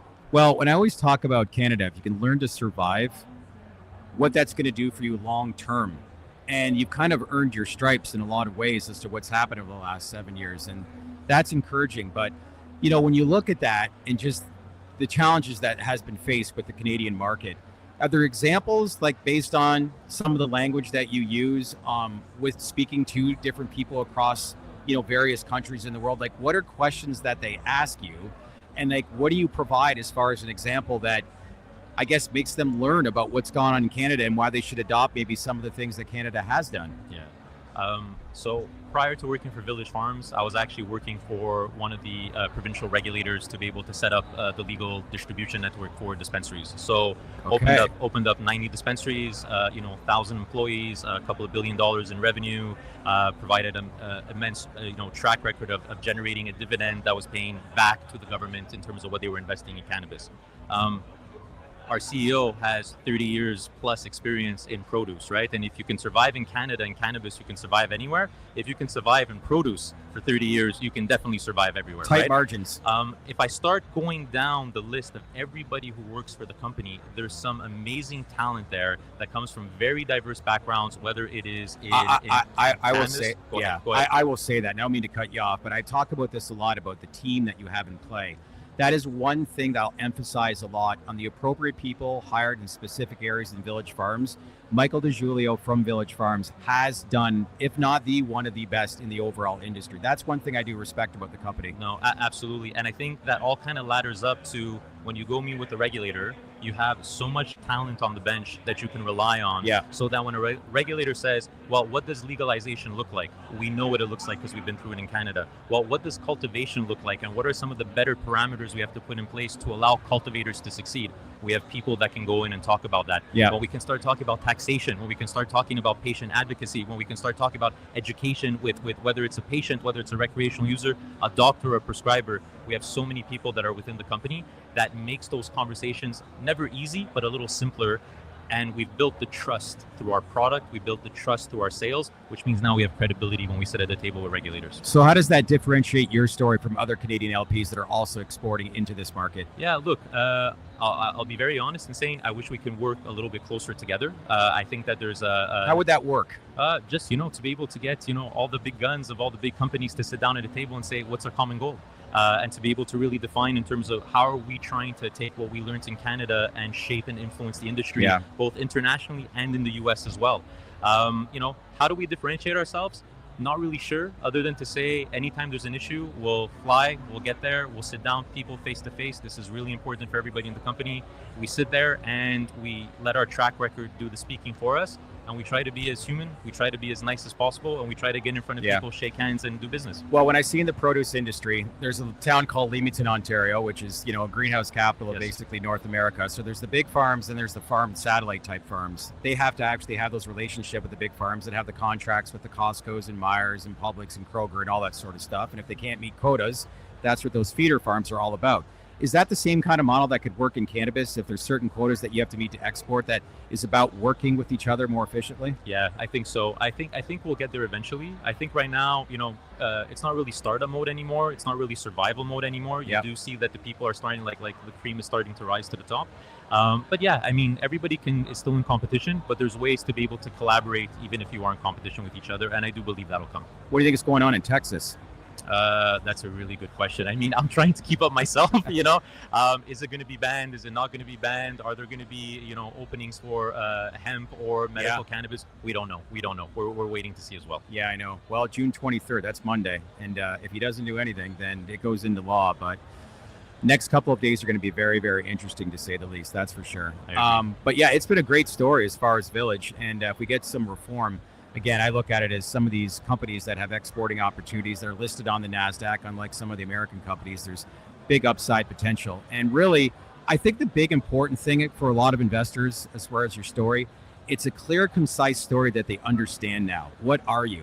And now that you're all in on cannabis, I see the Canadian market that's obviously starting to grow somewhat, but then the exporting opportunity is massive. And then eventually, if there's some reform, you can kind of like flip and make those facilities in Texas, and we'll see what happens to that medical market as it starts to expand. But that, to me, is the story for Village Farms moving forward now, right?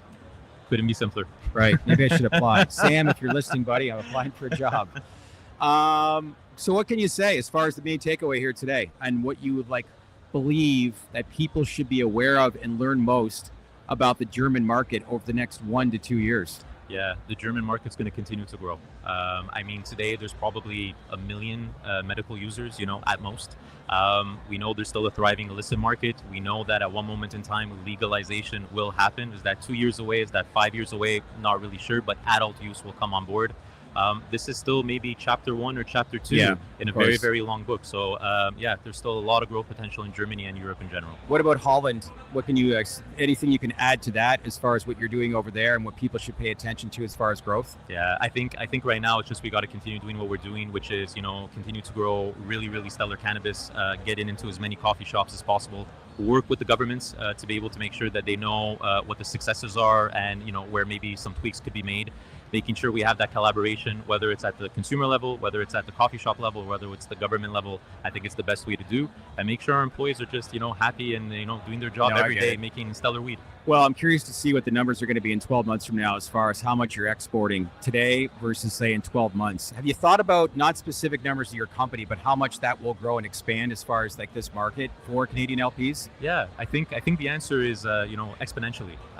But you got to do a lot of things right, and every day there's something that goes wrong. So it's going to be those who are able to put the right structure in place, make sure that they can actually accomplish what they say they're going to accomplish, and then deal with all the chaos that happens on a daily basis, which is normal for everybody. Those are the ones who are going to succeed. But the upside is exponential because we're still talking about a couple of countries with many, many more countries to go. Right.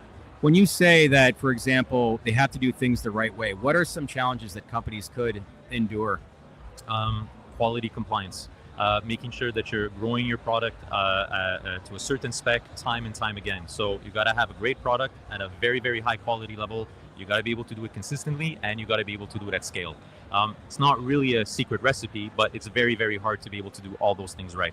That's one of the big pitfalls. The other one is regulators always change their mind. So sometimes it gets easier, sometimes it gets harder. I said it before, they're never putting a rule in place against a specific company, it's against the industry, but you got to be able to be flexible, you got to be able to be nimble to be able to take advantage of those opportunities, and you can't forecast them all, right?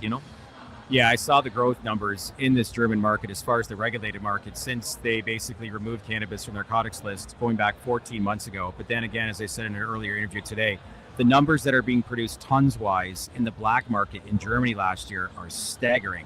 So I have heard as many as 9 to 10 million Germans are still very much involved in everyday consumption, and that a lot of that is related, of course it is, to the illicit market because that's the history of the country. But one important thing, as we've said before, is that the regulated market is actually cheaper than the black market. Yes. And do you think that changes over time when you're starting to produce quality? How does that, to me on paper, how does that happen over time if you're building better quality? But is that something that's realistic where you still could have better quality and cost less than the illicit market? Yeah, absolutely, because that's where efficiency comes in, right? So you got to be damn good at what you're doing, right? And this is something, again, talking about Village Farms, is something we do damn well, damn good. It's how do you be able to scale your operations? How do you become more efficient? How do you control all the inputs and the outputs to be able to manage your price so that no matter what happens in the market, you can still maintain the margin, you can still maintain the price that you want. But this will inevitably happen, right? And I think there's two competing forces. The illicit market in Germany is still more expensive than the legal market in Germany. At one moment in time, that will change because the illegal market is probably going to want to find ways to compete with the legal market when it starts to impact, and starts to eat their lunch. Right now, medicinal market, million patients. You just said the illegal market maybe 9 to 10 million patients, right? So, 9 to 10 million consumers. So that's a big number. Maybe they don't feel the impact right away. The other one too is at one point in time, all the distributors and all the competitors who are out there competing in the legal market need to find better ways to compete with each other. And if you're not allowed to do above the line communications, if you're not allowed to do traditional branding, if you're not allowed to do advertisement, people come to price. And we see price compression happen in every single market around the world. So you gotta be good at the production because all of these factors will come into play and you still want to make sure that you're making the margin and you're making the money you want. Well, it's the big disadvantage in North America where the illicit market has had better quality, and on top of that, their costs have been less. But this is where I look at it, it's completely different. And I've said before, just as far as some of the data that's coming out, and that there's not lobbying here in Germany like there is in America, but if you can get this right, where you're less than the illicit market and have better quality, that's huge. You win. It's as simple as that. Yeah.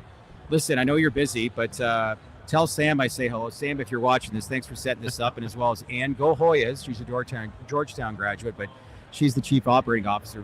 Probably the smartest person I've come across in this industry. Very sharp lady. But tell the team we say hi, and along with Mr. Michael DeJulio. But I appreciate you checking in here today, and let's keep in touch, okay? Will do. My pleasure. Thanks for having me. Thanks, again. Paul. Appreciate it. Paul Ferrero, he is from Village Farms. Lots coming up more. Pablo Zoanich from Zoanich and Associates is going to be coming up next, so stay tuned as we're here live streaming all day. TDR's Trade To Black podcast presented by Advanced Nutrients here at Mary Jane Berlin. Back in a moment, everyone. Appreciate you logging on. Keep the comments coming. Let's keep this conversation going. Thanks again, everyone. Good stuff. Yeah.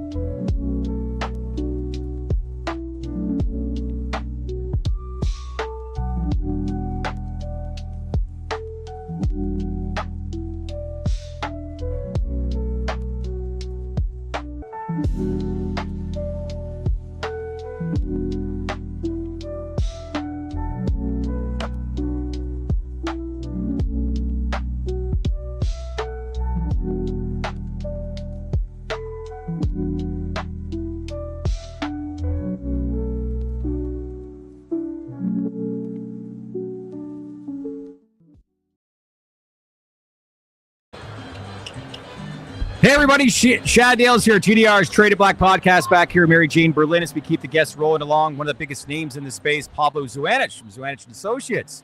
Hey Shad, how are you? Thank you for having me. Well, appreciate it. You were on a panel just now, but came over here. Zuanich, is that Croatian? That's right, Croatian. Originally, I'm from Chile, right? But yeah, a lot of Croatians in Argentina, Chile, even New Zealand, right? So, they like the cold weather, I guess. So we're kind of in your backyard here. A lot of Croatians in Canada also, and yeah, very close here from Germany, of course. Yeah. So have you... North Macedonia. In the Balkans, you have to look at North Macedonia. That's a key country. They are already like 4% of imports here in Germany. So North Macedonia, it's a country to look at in the Balkans. Okay, good to know. Do you make your way over here to Europe quite a bit, or not so much? I do. I mean, we like to think of cannabis as a global industry, right? I was at a conference in Australia a few months ago. I'm going to be there in August again. Europe, I would say, 3-4 times a year. Of course, we're very focused on the U.S. and everything that's happening in the U.S., right? But it is a global industry. You look at Curaleaf, right? They've invested overseas. You look at Charlie Bickel. He was a speaker at ICBC Berlin, right? So, yeah. So it's a global industry. What do you think?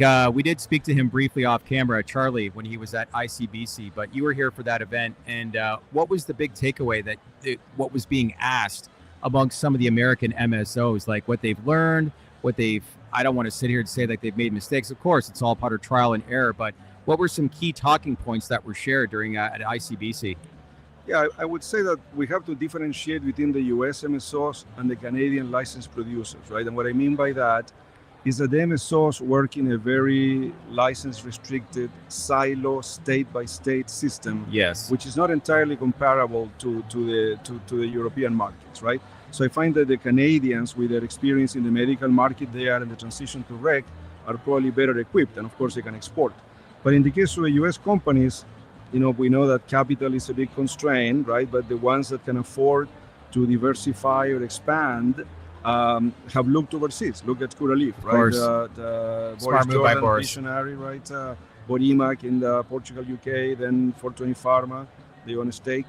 So I think that, and the takeaway, I think, is that, of course, everyone is hoping for reform in the US, things to get better, more states to go rec, Pennsylvania, Florida, right? Obviously.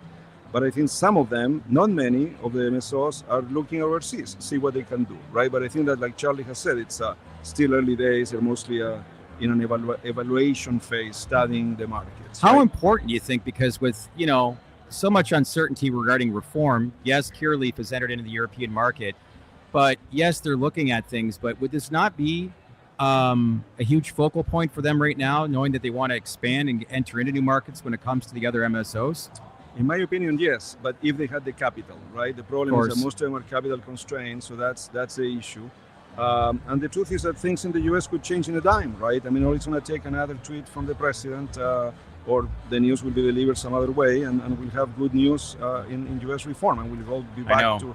So, but again, I think that, the ones that have the capital, the ones that are thinking long term, the ones that are thinking of the cannabis industry as a global industry, should be building a footprint overseas. And this is the right time to do it, because they are still very nascent markets, right? You can buy companies for low multiples. And what we've seen, especially in these overseas markets, is that they become vertically integrated very quickly or very consolidated. So it's tough for newcomers to come in. What you see here at this conference, Mary Jane Berlin, you see a lot of US brands, right? I mean, to be honest, I'm surprised to see so many US brands. Good point. But what are they going to do? I mean, they're going to license their brands. Yeah, it can help, right? But licensing, I mean, to really build a business in Europe, it's not where the margin growth is. Of course, you have to have feet on the ground, invest. Look, I mean, I don't want to get ahead of myself, but we always like to think glass half full, glass half empty.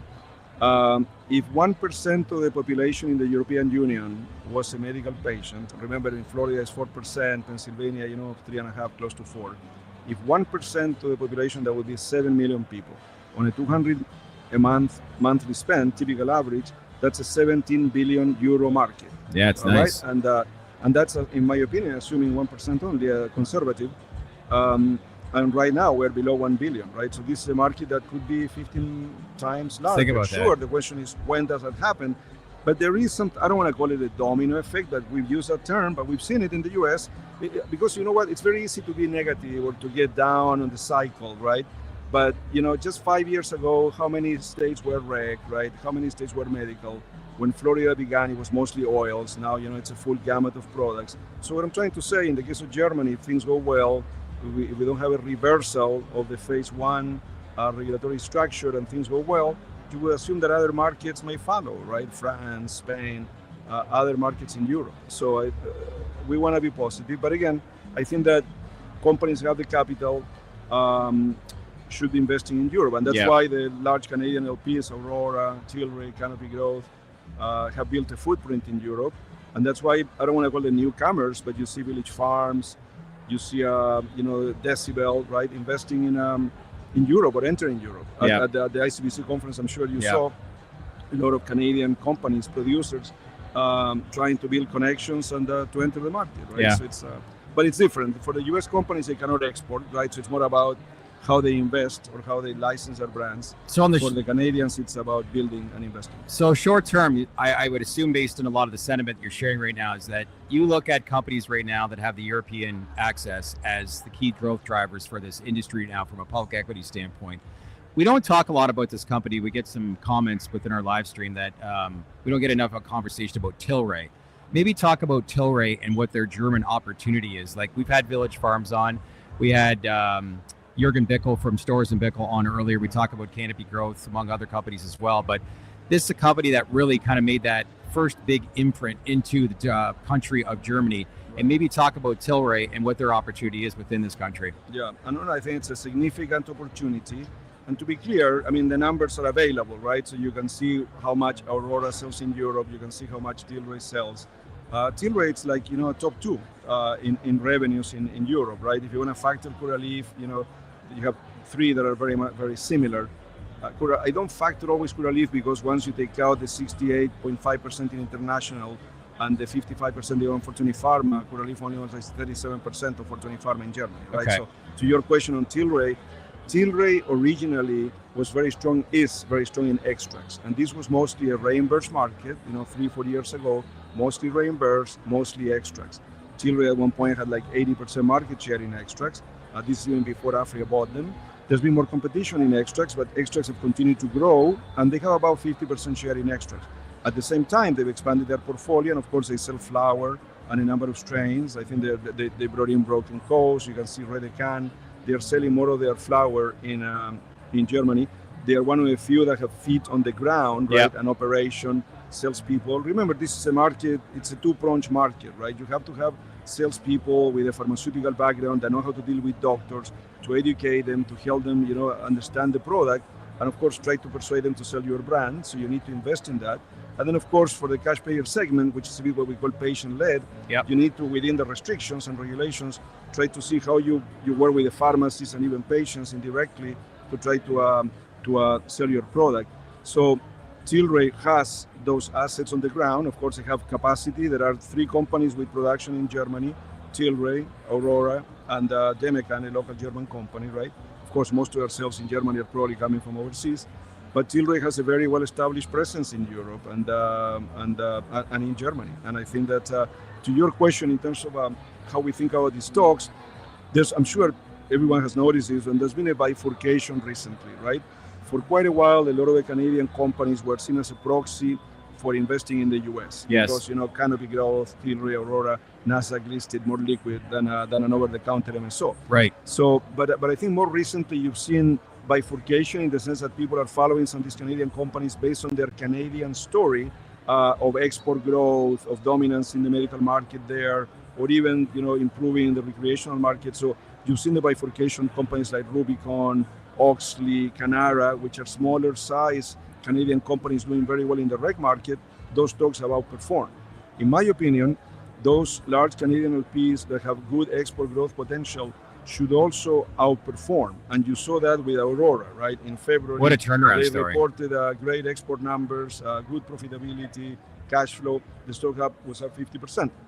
Of course, yesterday was down 20 because, they disappointed. Expectations, I guess, went too wild in terms of short-term growth. But what I'm trying to say, your question on Tilray and 2 or 3 other large Canadian companies with feet on the ground in Europe and in Germany, I think they're very well positioned for future growth. I think that maybe the companies themselves could do a better job of communicating in terms of disclosure the upside of Europe, right? And maybe even I think that's for investors. That's the big question, is how much upside potential. You were breaking down some numbers, so it's just under $1 billion. It could get to 17 billion. We saw medical sales, what was it, 3x that you said once it went live last year? Yep. So, you know, it's 5 times, but go on. Yeah. Mm-hmm. So it is 5 times now. So how much growth do you see trending over these next 12 months? Right. That's the key question. To be honest, that was the question of the discussion, a key discussion point in my presentation, right? So if we look at the bullish view of the numbers, right?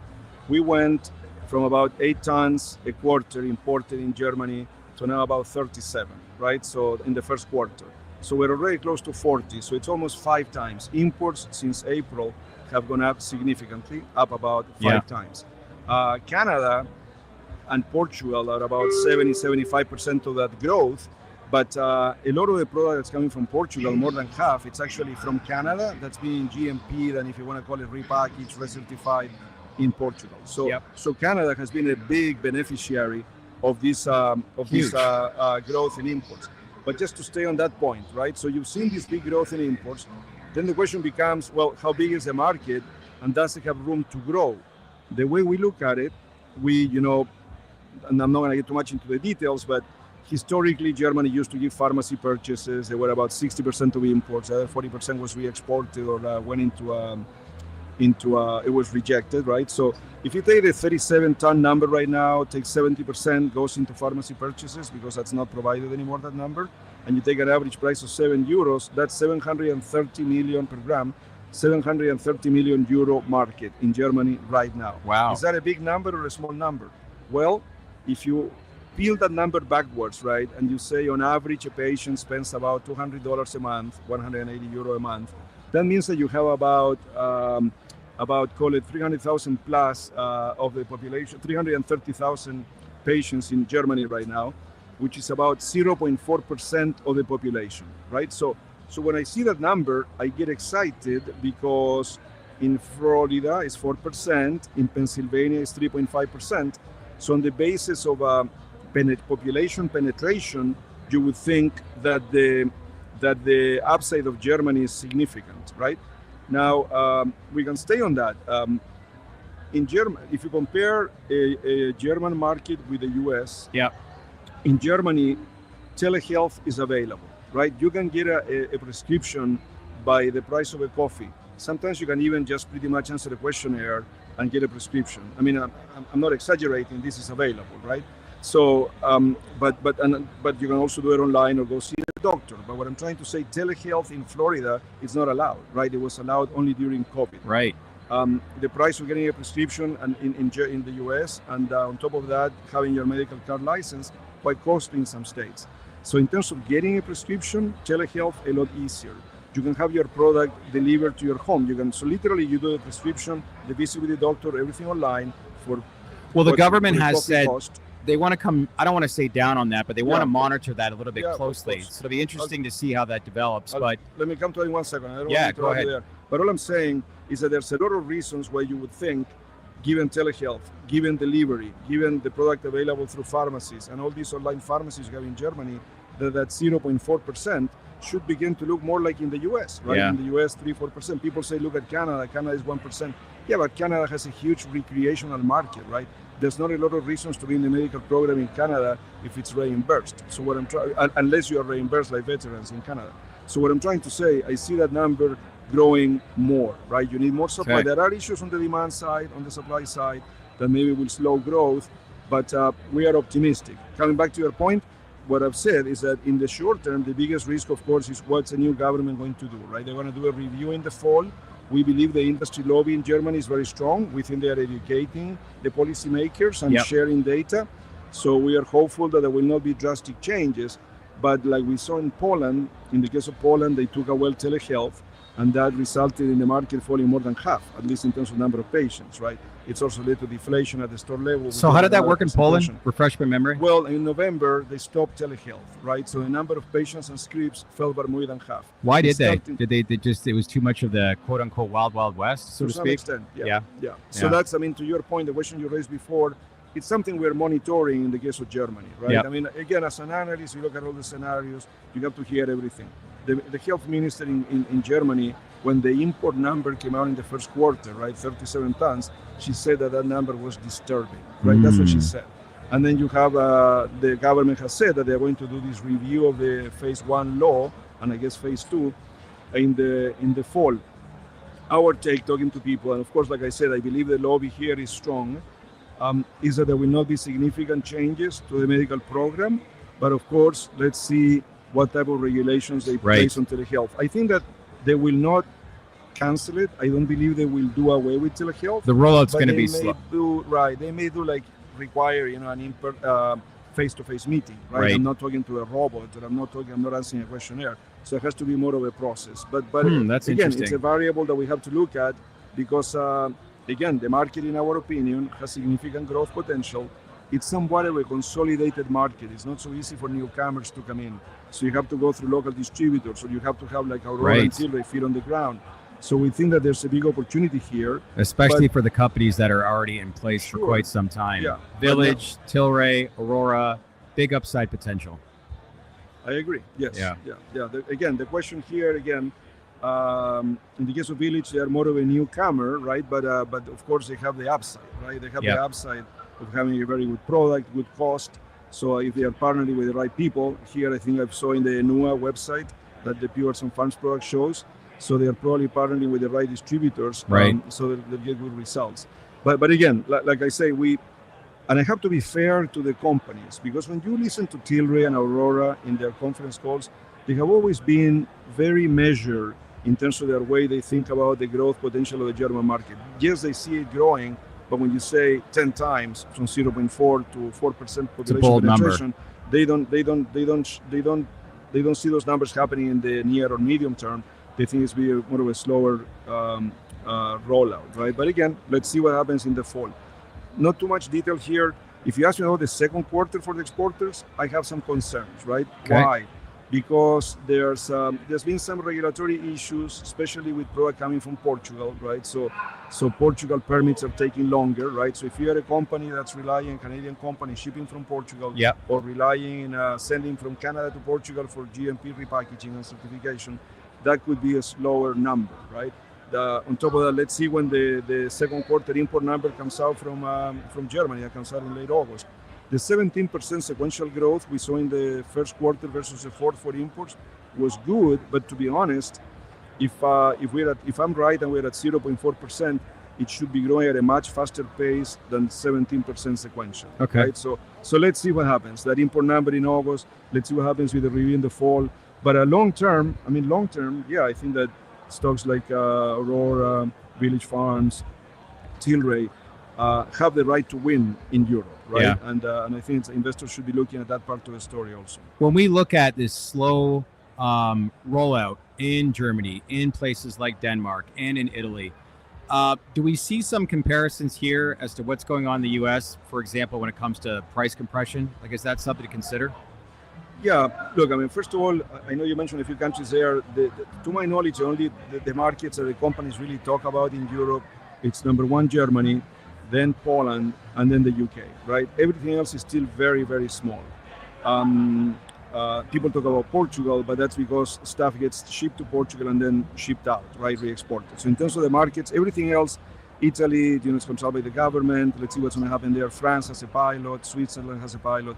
Very slow. But to your question, I think people have to look at Australia. Australia is a more developed medical market. Yeah. And yes, you've seen compression there in pricing. Some people tell me as much as 30% over the last year.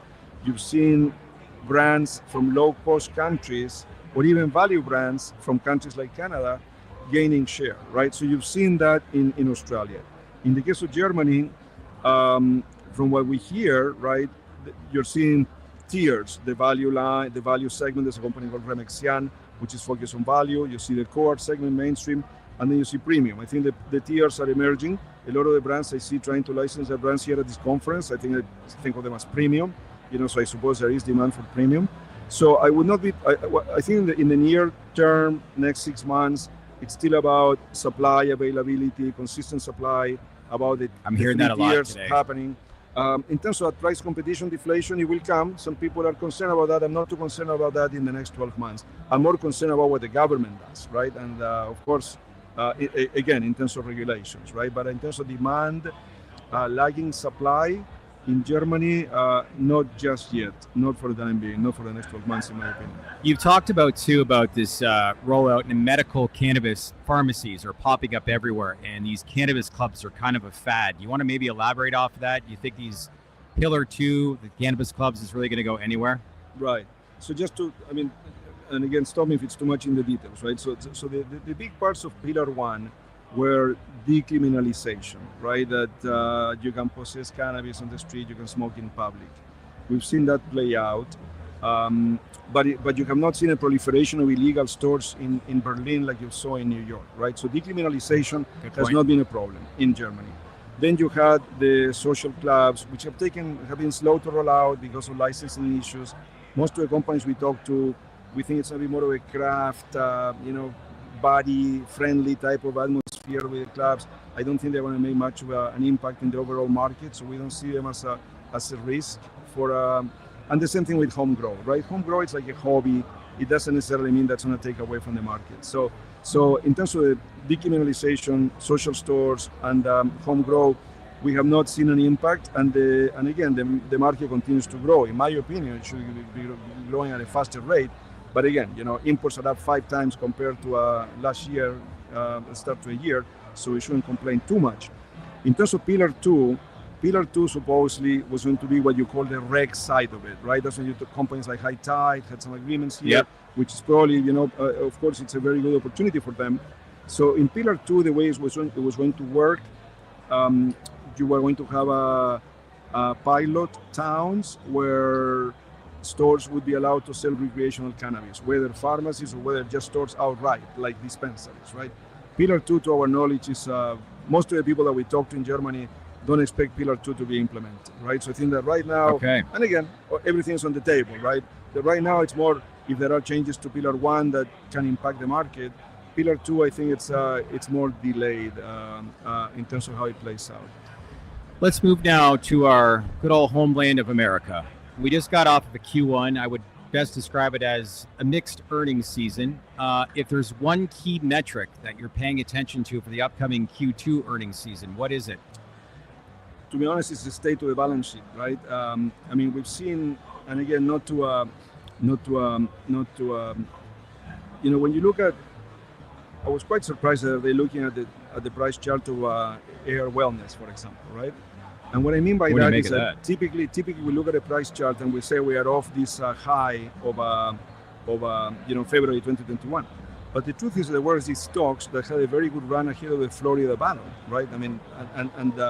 And so since November 5th, Air, it's down, call it 70%, 80%. Yeah. What I'm trying to say here is sometimes you look at a price chart and you say, well, all cannabis are cheap. I'm going to buy the one that's fallen the most.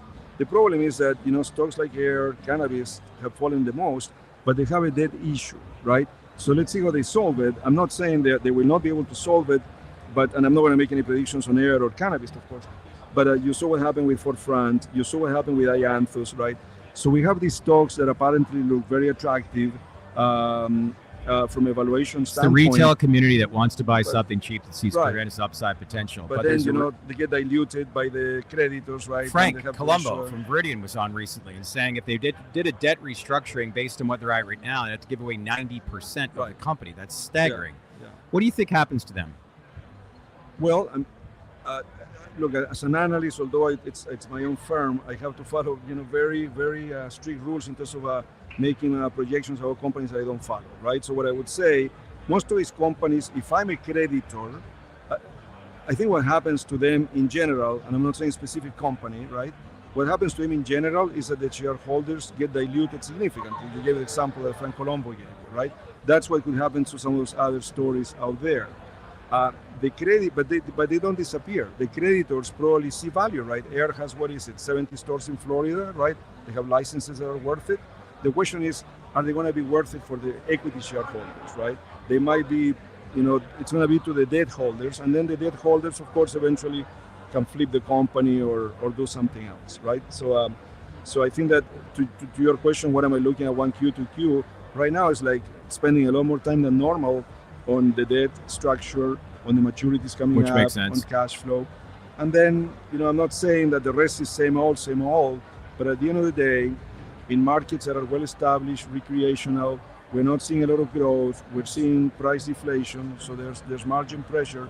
So I would say that the rest of the group, it's more about what's going to happen in terms of state level catalysts, right? Is Pennsylvania going to go rec, or another state going to? What's going to happen in Minnesota? Is Minnesota going to look like New York or Illinois? Meaning, in the case of New York, they made it very difficult for incumbents. In the case of Illinois, incumbents did very well at the beginning, right? So that's what we're keeping more of an eye on. All that said, and yes, we cover the space. We look at a lot of numbers. I'm very intrigued by Vireo Grow. Saw your release yesterday, and not to, I'm not going to push a stock here, but what I'm saying, here's a company that managed to raise 81 million in capital. It's in the process of restructuring its debt, and they say they're going to be a roll-up story, right? In the past, we saw a lot of consolidation in this industry. We haven't seen the other MSOs do a lot of deals. I mean, some companies had to walk away from deals, right? You would think that right now, given where valuations are, and if we are in the threshold, right, that some people say the precipice of a significant reform changes, then this would be the right time to be rolling up the industry. This would be the right time to buying other companies, right? But the ones that could are not doing it because I guess they have to manage their balance sheet, right? They don't have the resources. Here you have in Vireo Growth a company that potentially could become a key consolidator in the space. So it's one to keep an eye on. M&A though, it's inevitable, right? You would think so, sure. Yeah. Mike Tyson is in the building here today. Have you paid much attention to him and what he's done over the last week or so pertaining to rescheduling? I have been reading what he's done, and Weldon Angelos, Mike Tyson. We should thank all these people that are able to get in the room, right? Kim Rivers, and talk to the president or to people that are close to the president, and convey the message, right? The mantra of why this is an industry. I calculate $8 billion in tax revenue, 500,000 jobs. Yep. An industry that should be regulated, right? And that we should have rescheduling So, or other types of reform. Say rescheduling, perfect world gets announced tomorrow. How much, outside of the headlines, does the industry change? Because a lot of companies are not paying their 280E right now. Right. Once the dust settles and the euphoria of an announcement like that actually is announced, where are we at? As far as momentum building in this industry, does much change after that? Yeah. Look, in my opinion, yes, a lot changes, right? Because it's, I don't want to call it symbolical, but True. And I know people talk about that with rescheduling, there's more research. The point is that here you have the GOP, right, which is ex-Trump. Most of it, I would call, more prohibitionist in nature. If they dare reschedule, right, that creates a halo at the state level with regulators, with congressmen. I would argue that people in North Carolina, in South Carolina, or other states or even Pennsylvania, become more in favor of legalizing rec, right? You would say, what does rescheduling have to do with rec? Well, but it just it changes the political temperature. How in it's my viewed. opinion. So it's so it gets viewed more positive. You're right from a financial perspective. If companies are not paying 280E, what changes? Well, in my opinion, what changes is that now you would say their auditors were right? Because their legal advisors, their auditors have told them, pay tax, but just pay it as a normal corporation. Don't pay it as a 280E. That will eventually be, negotiated or discussed. It's not a real debt, they say, right? But I would argue that although you can take that argument with a grain of salt, with rescheduling, at least now you have that as ammunition to sit on the table with the IRS or whoever is left there after the cuts, and discuss, who are you going to, how are you going to deal with your tax debt, right? Do you get a pardon? Do you pay cents on the dollar? So look, I would not minimize rescheduling. I think that, I don't know if it was someone on your program or somewhere else, but I think someone said to me, rescheduling is crawl, safe is walk, states, the David Joyce bill, is run, right? So we have to go step by step. But in terms of, I think rescheduling, I don't want to use the word huge, but given where we are, I was saying that, back 2 years ago, after SAFE didn't happen, I was saying, okay, the floor for MSOs ETF is at 7. We're at 220, right? So it's like Yeah. it's a sector that, from a trading perspective, really it's up and down. So Well, I think stealing would just change the tone entirely for the better, of course, in many ways. Well, you're viewed as the most respected analyst in this industry, okay? And I think a lot of our viewers that are watching this right now want to get an idea of what's next for this industry. And there's a lot of hypotheticals when I ask that because there's so many unknowns right now. But if there is reform and the domino effect that would have not only in the US, but globally as well, what's the state of this industry become? Well, I mean, first of all, I always say there's this stigma, right? And I hate to give the example, but it's like when you look at when you think of a liquor, people think of a man drinking a glass of scotch in a very posh bar, right? Yeah, that's the picture. When you think of cannabis, sometimes people think of a teenager wasted on the floor, right? And we don't think of a man drunk or an alcoholic on the floor, right? So why these two different images? And I know that I'm giving too much detail there when you say the industry still has a lot of stigma across the board, right? Even my boss, my old boss at Cantor Fitzgerald, Howard Lutnick, I would say for the most part he's anti-cannabis, right? So what I'm saying here is that there is this stigma out there. Yeah. So all these little changes in terms of reform at the federal level, rescheduling, a better tone of conversation around cannabis, that's going to lead to more research. It's going to lead to more innovation. I'll give you a couple of very brief examples, right? Edibles still take about 2 hours to kick in, really, for most people, right? They have to work on the onset. The onset should be 50 minutes to half an hour. Right. Edibles stay in your body for 8 hours, right? That's too long, right? Is there a way to shorten that? The vape devices, there's room for them to improve.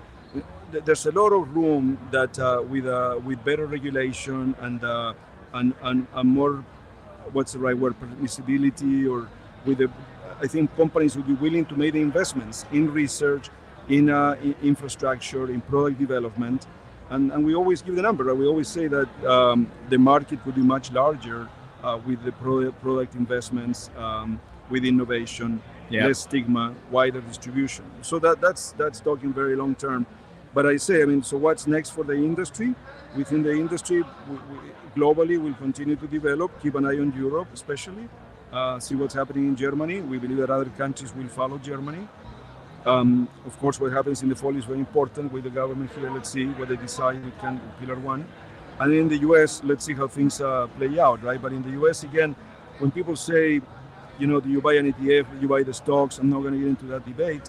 But there's some quality names in cannabis, companies that people should be looking at that are trading, on a 2-year forward basis at 2 times EBITDA, 3 times EBITDA, very attractively valued. We believe that those companies will have legs. They will be standing 3-5 years out. Yeah. And those are the names that people should be looking at as part of a diversified portfolio, right? I got to ask you, what are some of those names, or can you touch on that? You want to stay away from that? That's fine if you do. Yeah, well, obviously we like, I have to say for different reasons. Like Green Thumb, we think it's a top operator, right? Yep. So we like them. MariMed is a mid-size operator, but we like the way they are operating. A very strong brand portfolio. Betis Edis is a key brand, it's the number 1 brand in several edibles markets. Planet 13, we like companies that have something that's unique, right? The Superstore concept, to me, it's like the Planet Hollywood, Hard Rock Cafe. In a federally legal rec industry, I think that concept has a lot of room to grow. So those are some names. I mentioned Video Growth. We like Video Growth because of the consolidation potential. Look at Jushi. Jushi has the upside from big footprint in Pennsylvania and Virginia. Those markets will go rec. Who knows? Depending on the governor election. Right now, the way things are going in Pennsylvania, maybe Virginia will go right before Pennsylvania. But both are significant upside for Jushi. Beck Science, for full disclosure, these are companies of Swannish & Associates. We have over 25 clients. We try to be objective on our ratings. We have overweights, we have neutrals out there. But I'm talking about companies that, in my opinion, have something unique.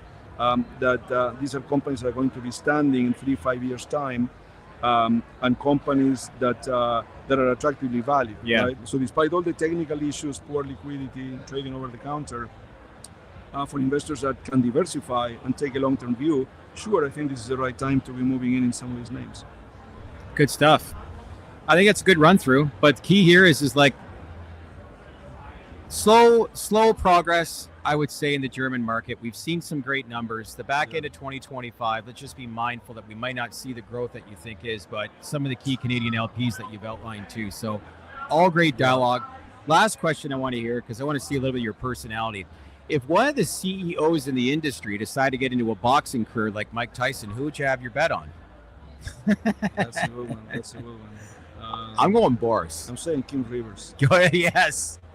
Kim Rivers, she is a fighter. Actually spoke with her a little bit at Benzenga. So Kim, if you're listening, keep up the great work. And listen, it's at the end of the day, it's a lot going on. And I can't imagine some of the stuff that you have to handle with on a day-to-day basis as a CEO, or I should say juggling multiple acts. But listen, appreciate you checking in here today. No, I appreciate you and inviting me over. Yeah. Great to see you. It's Nice good stuff. Keep up the good work.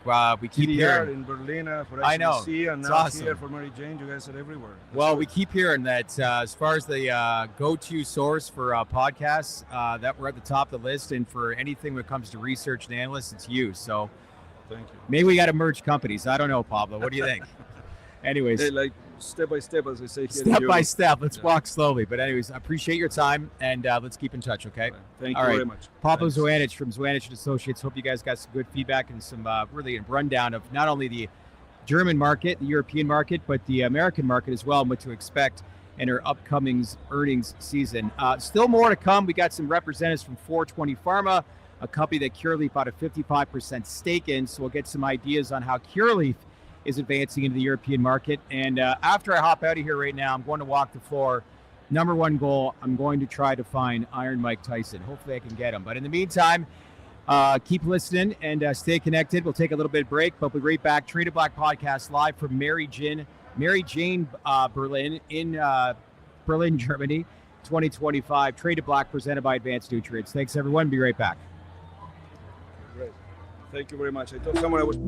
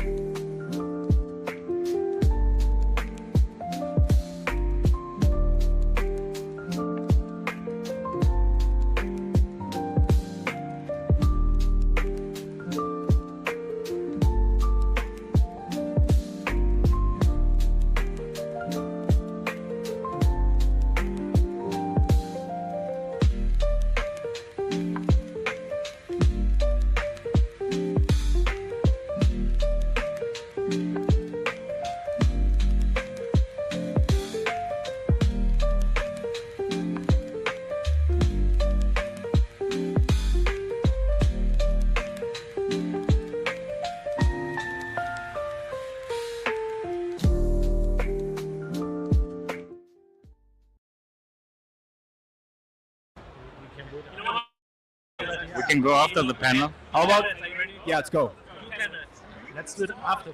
Hey everybody, TDR's Trade To Black podcast here at Mary Jane Berlin. Interesting interview. A lot of our viewers are probably wondering who our two news guests are, but they're actually two very important people. First up, Albert Schwarzmeyer. You're from the company called Inua Pharma. You're actually one of the leading cannabis operators and distributors in Germany. Good to see you. Good to see you. Hi. Good to meet you, and as well as Torsten Greib from 420 Pharma, part of Curaleaf, and we've heard a lot about you in the past, but good to see you, finally. Thank you, finally. We saw each other in Washington a couple months ago. That was an interesting little trip, wasn't it not? Was really good.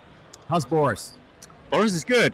We met last month in Istanbul. So Nice. It Wow. was nice. Yeah. What are you guys doing there?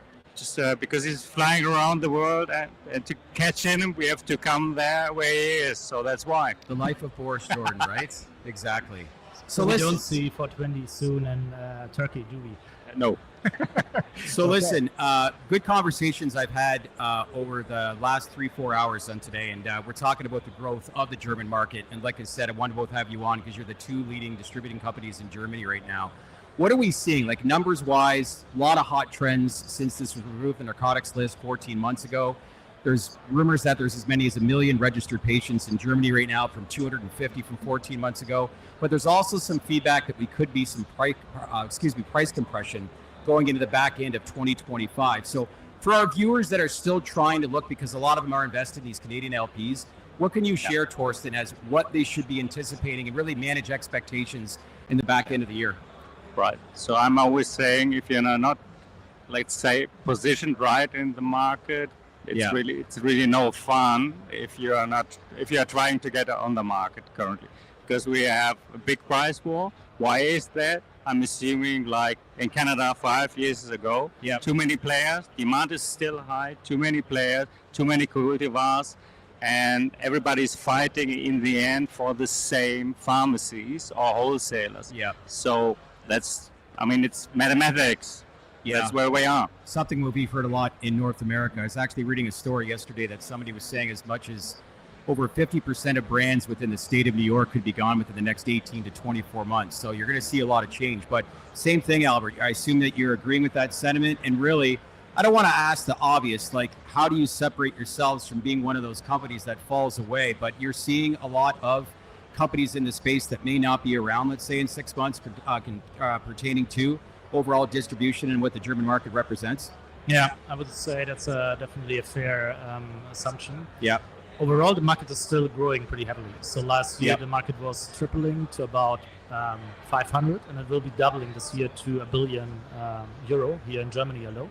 So still a lot of growth, but Torsten is definitely right. Yeah. Right, price compression is there. And we see some of the people probably moving out of the market, which don't have the direct relations to A, the pharmacies, which is very important, and B, also the supply side, which is the other key component of our business, right? So how do you establish, I guess, those partnerships that makes you better than, say, another company? What's key involved in like building those relationships?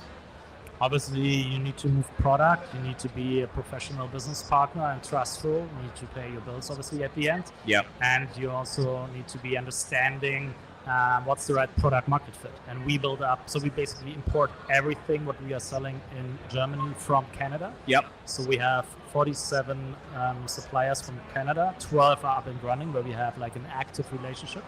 And that's basically how we build up our business very successfully. When you talk about supply chain, we've talked a lot about the Canadian LPs and the exporting opportunities it presents. Who are you working with? You mentioned Oxley, Village Farms. Who's some other notable names that you're currently working with? Yeah, we also work with Pure Sun Farms, part of the Village Farms family. We work with the guys from Safari. We work with Figure. We work with Avant. We work with Two Fire, Oxley as well, as you mentioned.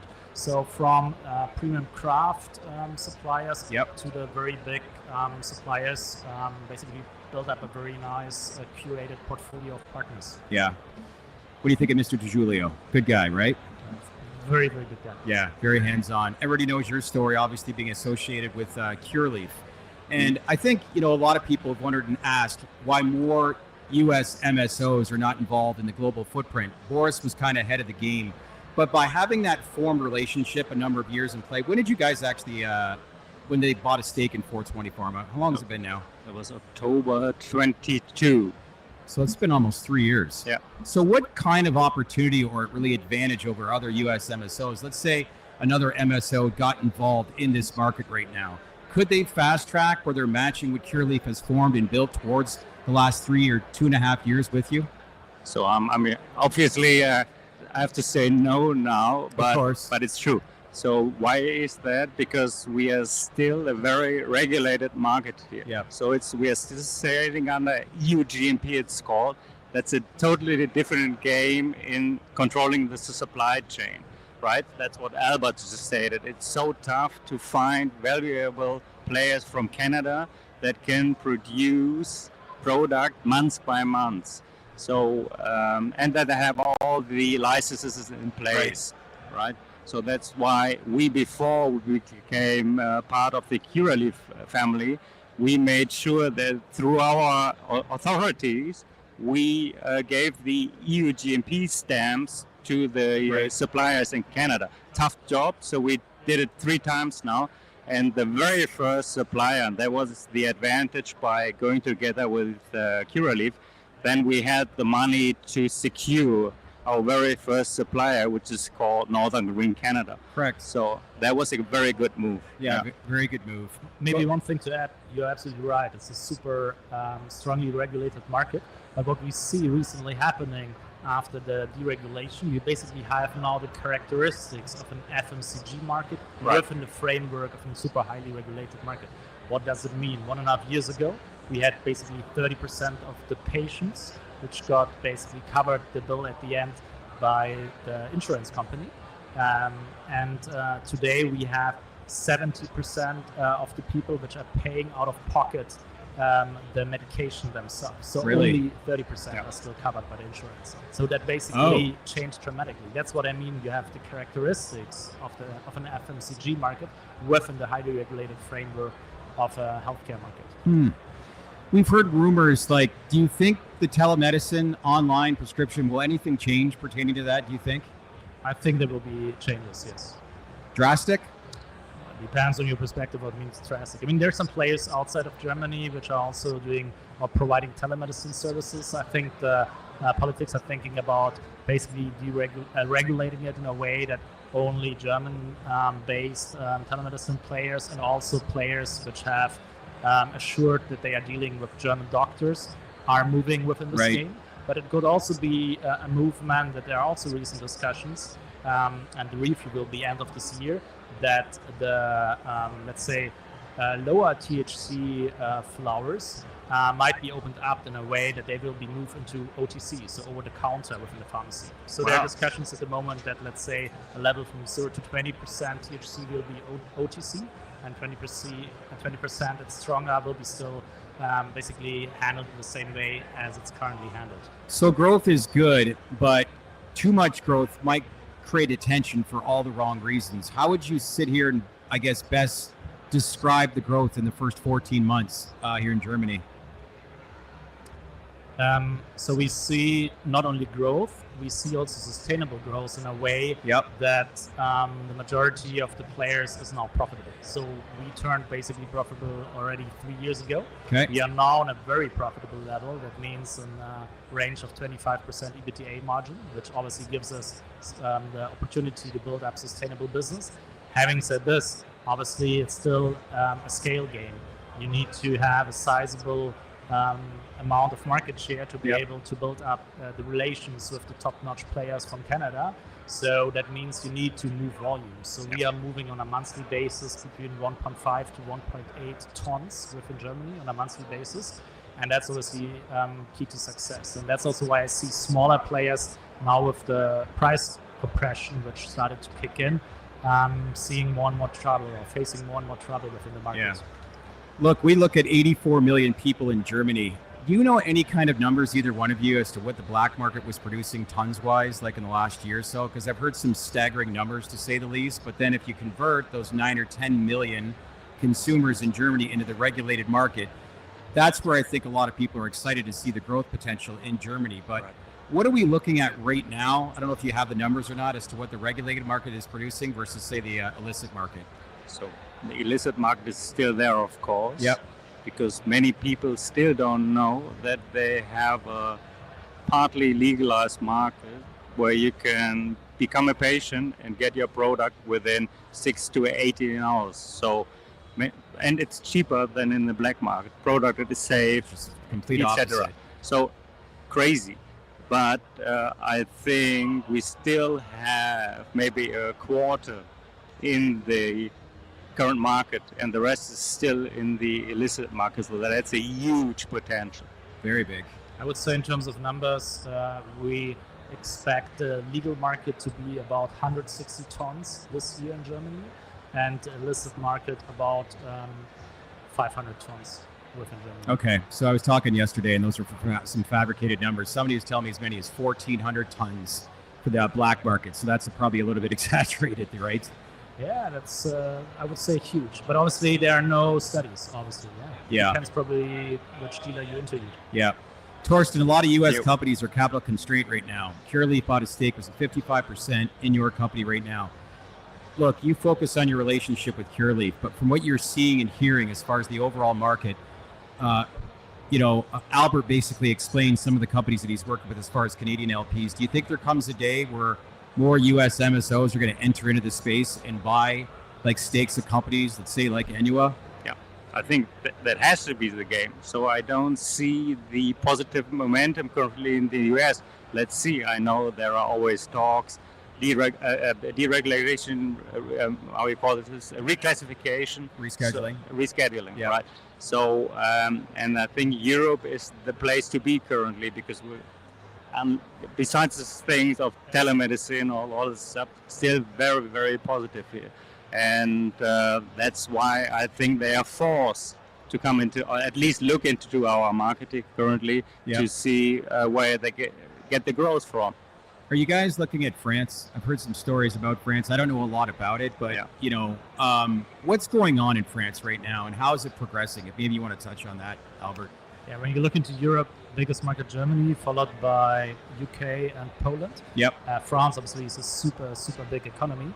Having said this, we don't see yet that there are coming some very touchable, aka legal opportunities to move medical cannabis soon. But let's see how things are developing. So it really depends on the politicians. But per se, obviously, it's a super exciting and super attractive market. It's good. I'm getting the tap that you guys got to go with your producers. So I do want to get this in real quick. One last thing, if you had to give one word, what do you predict for this German market over the next 2 years? What would you say? Times 4. Times 4. Times 5? Times 4.5. Ooh, okay. Shit.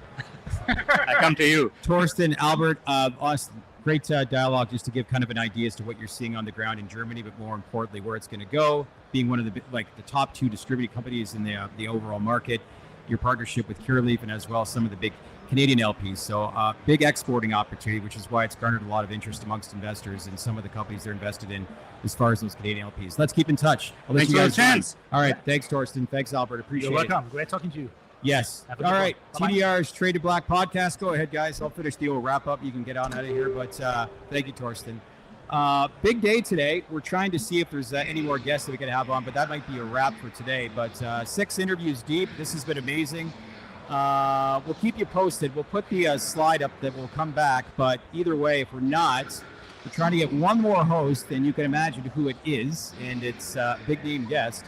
But if that can't work out, on behalf of everyone, myself, Brian Lamb, who's heading up all of our production in the back end, big shout out to him. Guap's posted stuff on Twitter all day long, and AV's giving me lots of support and giving me some tidbits on what to ask in my little ear each day interview. So it's all been good. But anyways, I want to say we'll be right back. But if not, like I said, I want to appreciate everybody and say thank you for logging on here today from Mary Jane Berlin. It's been a great experience so far as we continue to shed some light on the European market and really what the opportunity is amongst many exporters. And like you said, Oxley, Organigram, Village Farms, Aurora, Tilray, some big opportunities. As Torsten said just right now, if you could describe into one word over the next 12 to 18 months this German market, he said 4x. So let's see. And Pablo had some good stuff too, and we kind of alluded on that towards the end, which is anticipate some price compression. So if you have some realistic, expectations for the back end of 2025, maybe manage and curb some of those expectations a little bit. But all in all, the most important thing is that we're seeing growth, and why wouldn't we? It's a brand new market, 84 million people, and still a lot of education that needs to go on to really educate the illicit market and some of their consumers. But the UK, Poland, and France obviously building some momentum too. So all in all, a good day here at Mary Jane Berlin. I'll wrap it up for now, and we'll let you know either way if we're going to have one more. If not, enjoy the rest of your afternoon, and thanks for checking in, everyone. So, are you going somewhere or are they going somewhere?